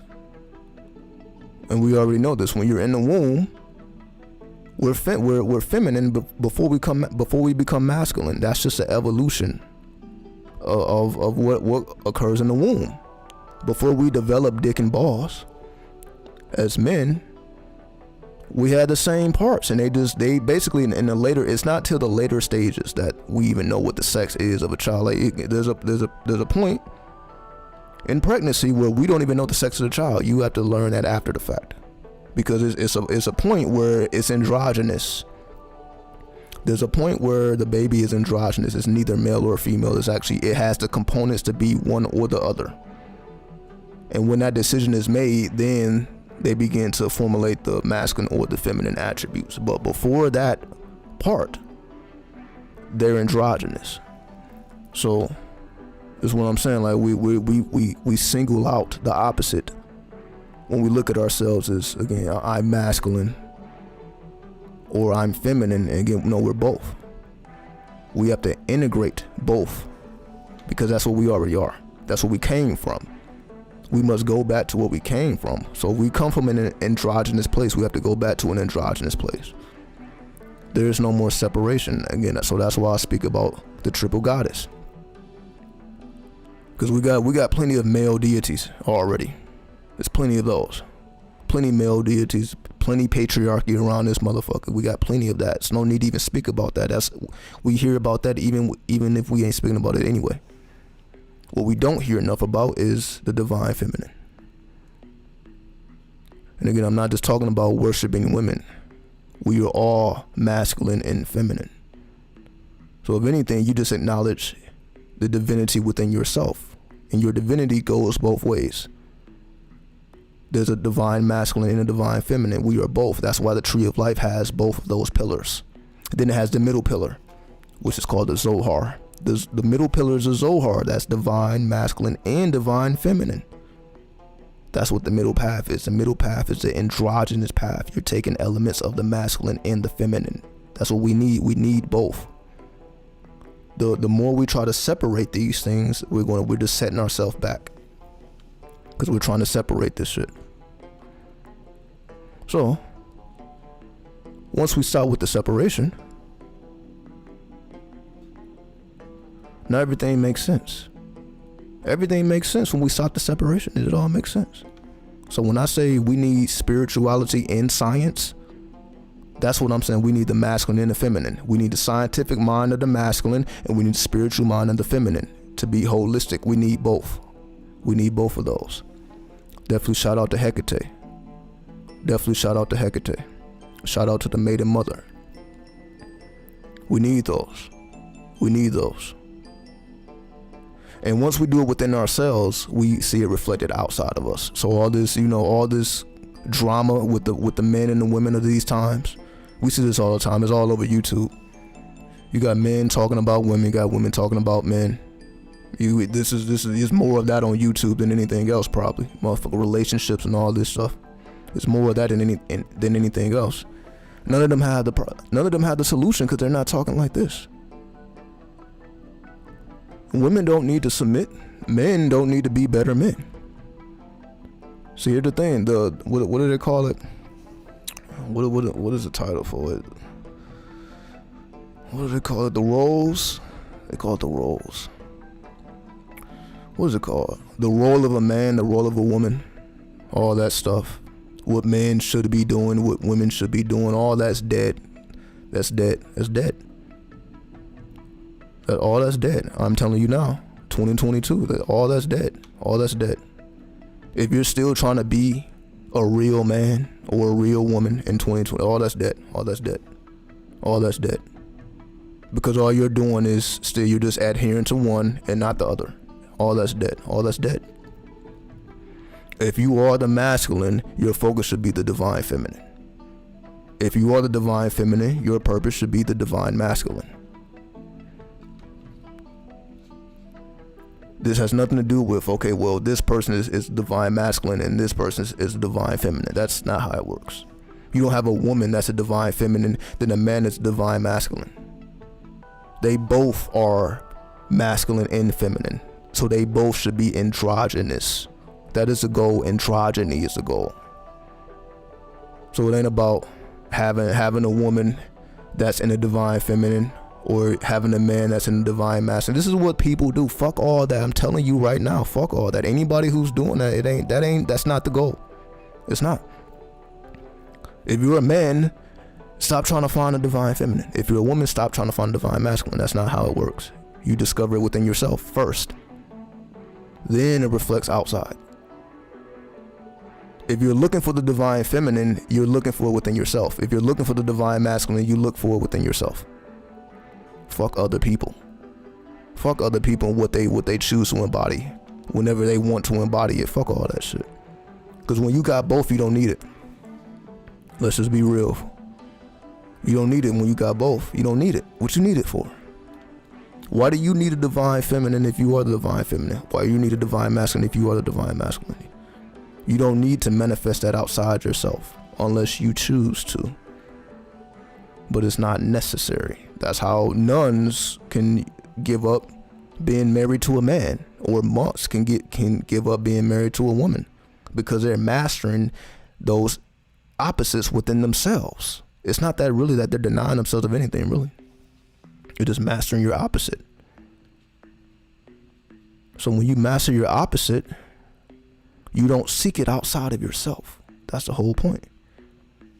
Most people are seeking what they don't have or what they think they don't have outside of them. But again, we see that leaves you on a loophole. You don't get anywhere doing that. Because you say you have to deal with a whole nother person.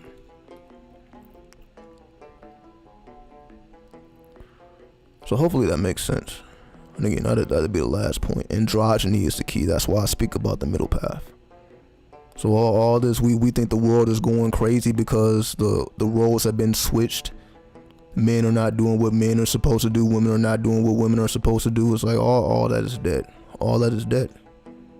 And anybody who's still trying to push that on you, like there's something wrong with men or there's something wrong with women, they're missing the point.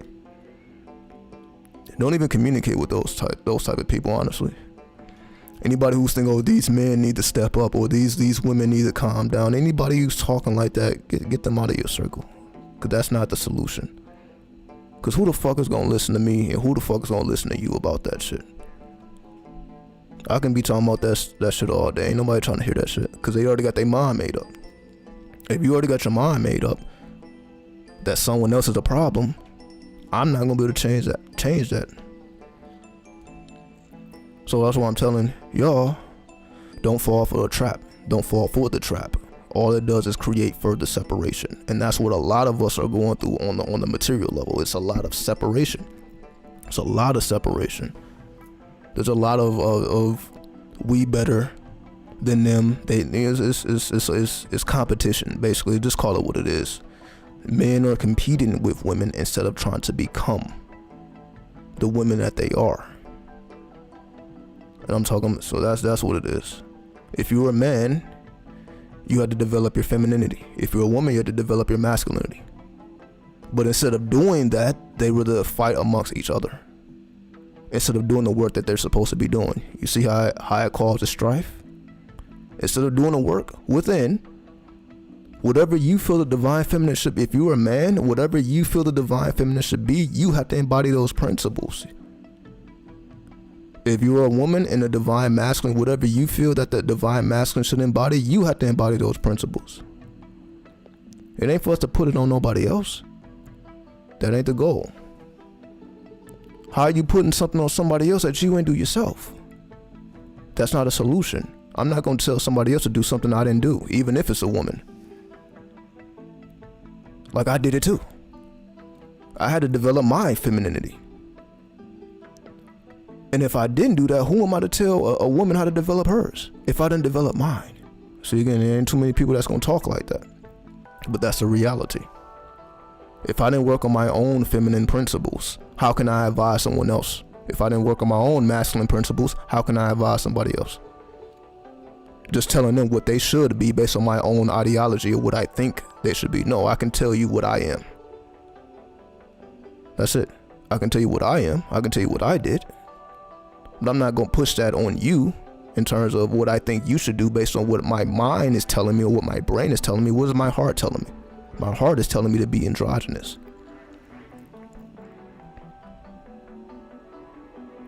They find it weird that I paint my nails as a guy, but they just don't know the science. And again, they ain't supposed to know. It's the whole thing, they ain't supposed to know.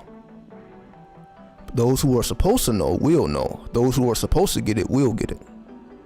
That's the whole thing. Anybody else looking down at you because you paint your nails, it's like, yo, who the fuck are you? You're just overly masculine or overly feminine. Like, oh, that's what women should do. Or you're just overly masculine. They're in balance within themselves if they got a problem with that. That's them not accepting them. Let me walk across a man with some painted ass fingernails. Because I embrace my own femininity, I'm like, oh, okay, I see. I'm not gonna have a single problem with that because I understand my own feminine principle, my own feminine energy.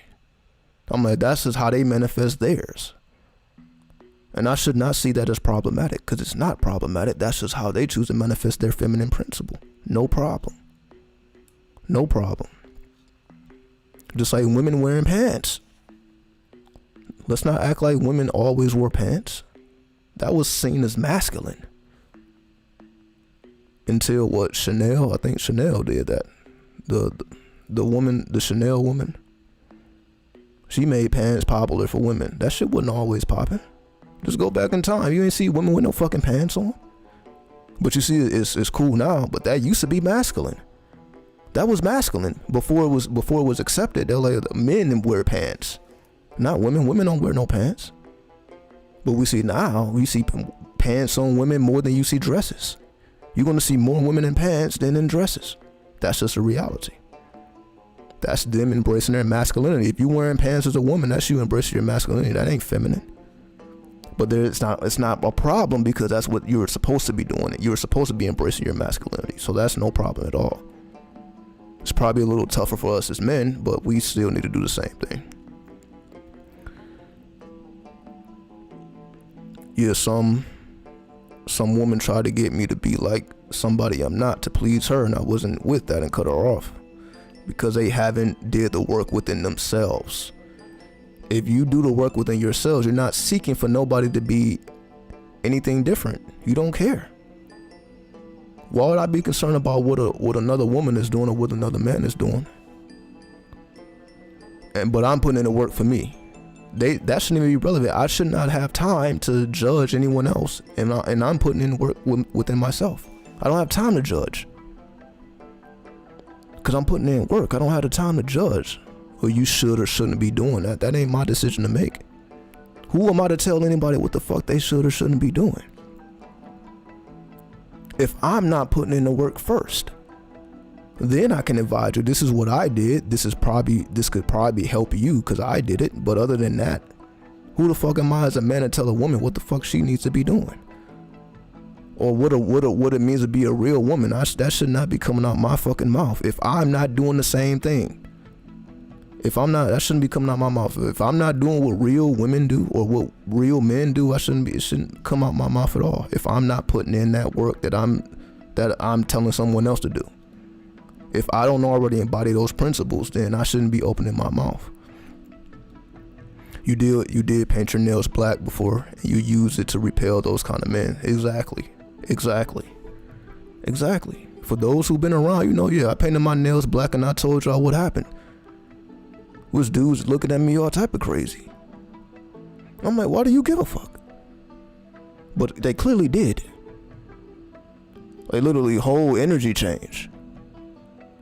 Again, I wasn't expecting that. See, that's the thing. I wasn't expecting that. I was more so expecting women to look at me crazy.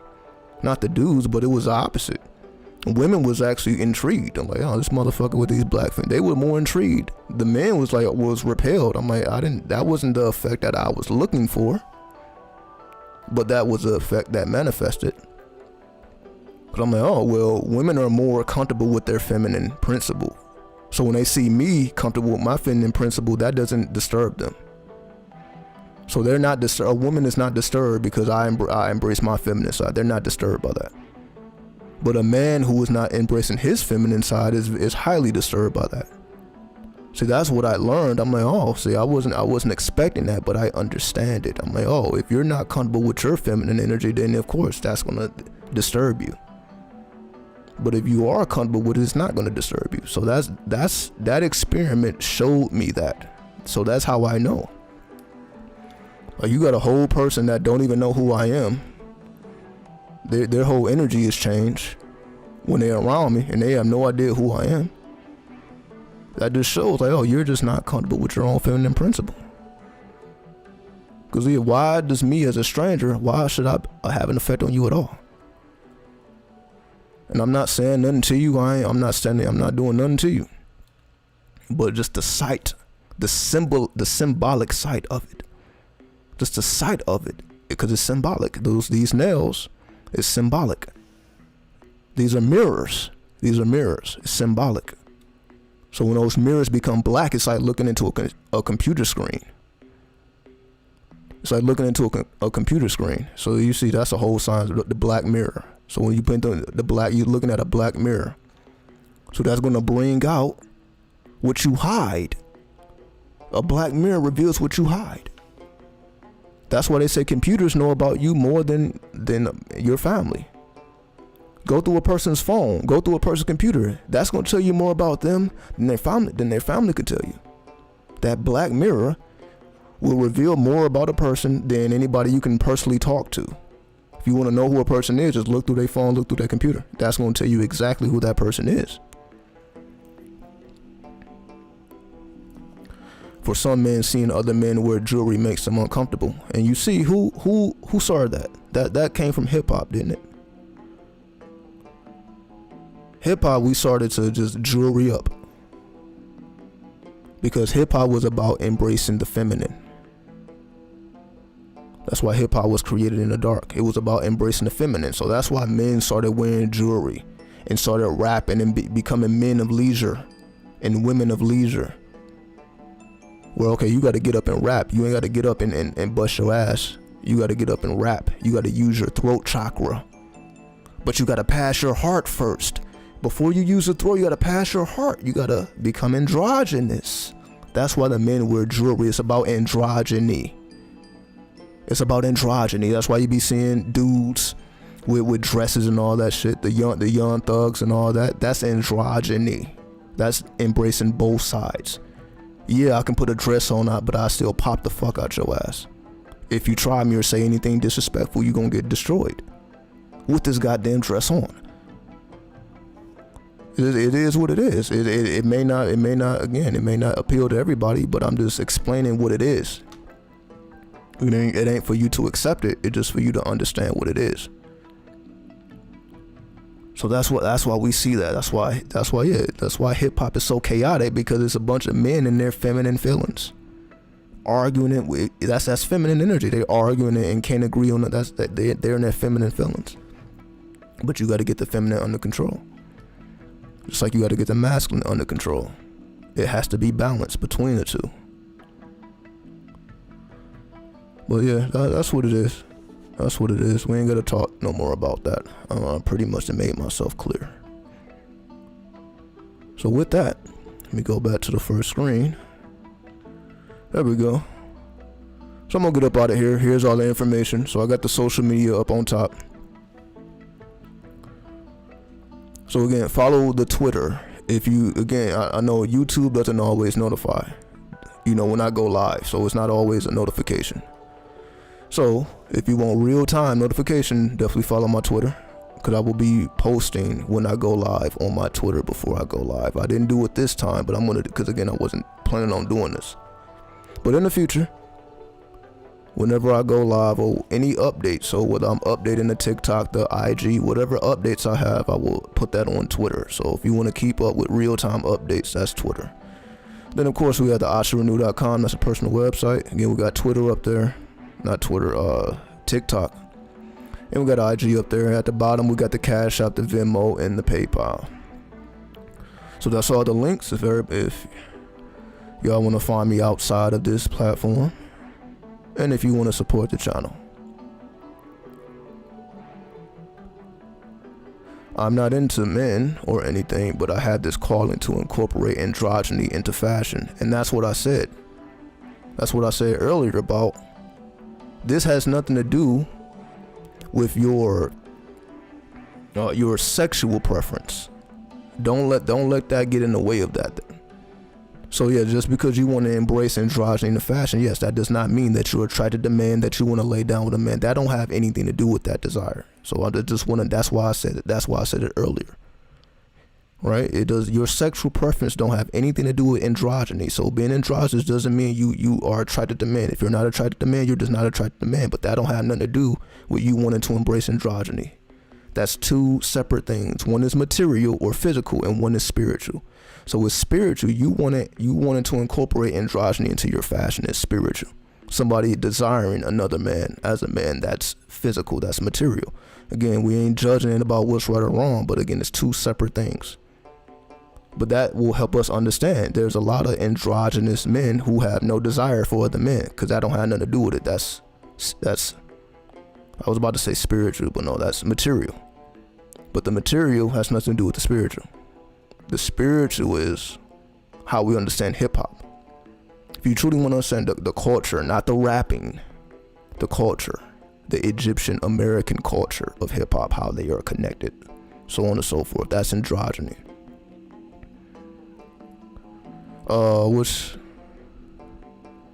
Let's see. My email, let me type my email one more time. Asha@asharenu.com. So that's the email. Let me type it in. There we go. Asha@asharenu.com. That's the email. Anybody need to contact me, there's an email once again. I appreciate that. Nessa. And I'll be back at y'all. But again, not necessarily in this format. Again, I don't plan on going live all the time, but I want to do more pre-recorded content. So expect pre-recorded. So ASMR, just me talking like this, but it'd be pre-recorded so I can add more dimensions and more effects. Right? So with that, I bear peace. 93, 93, 93.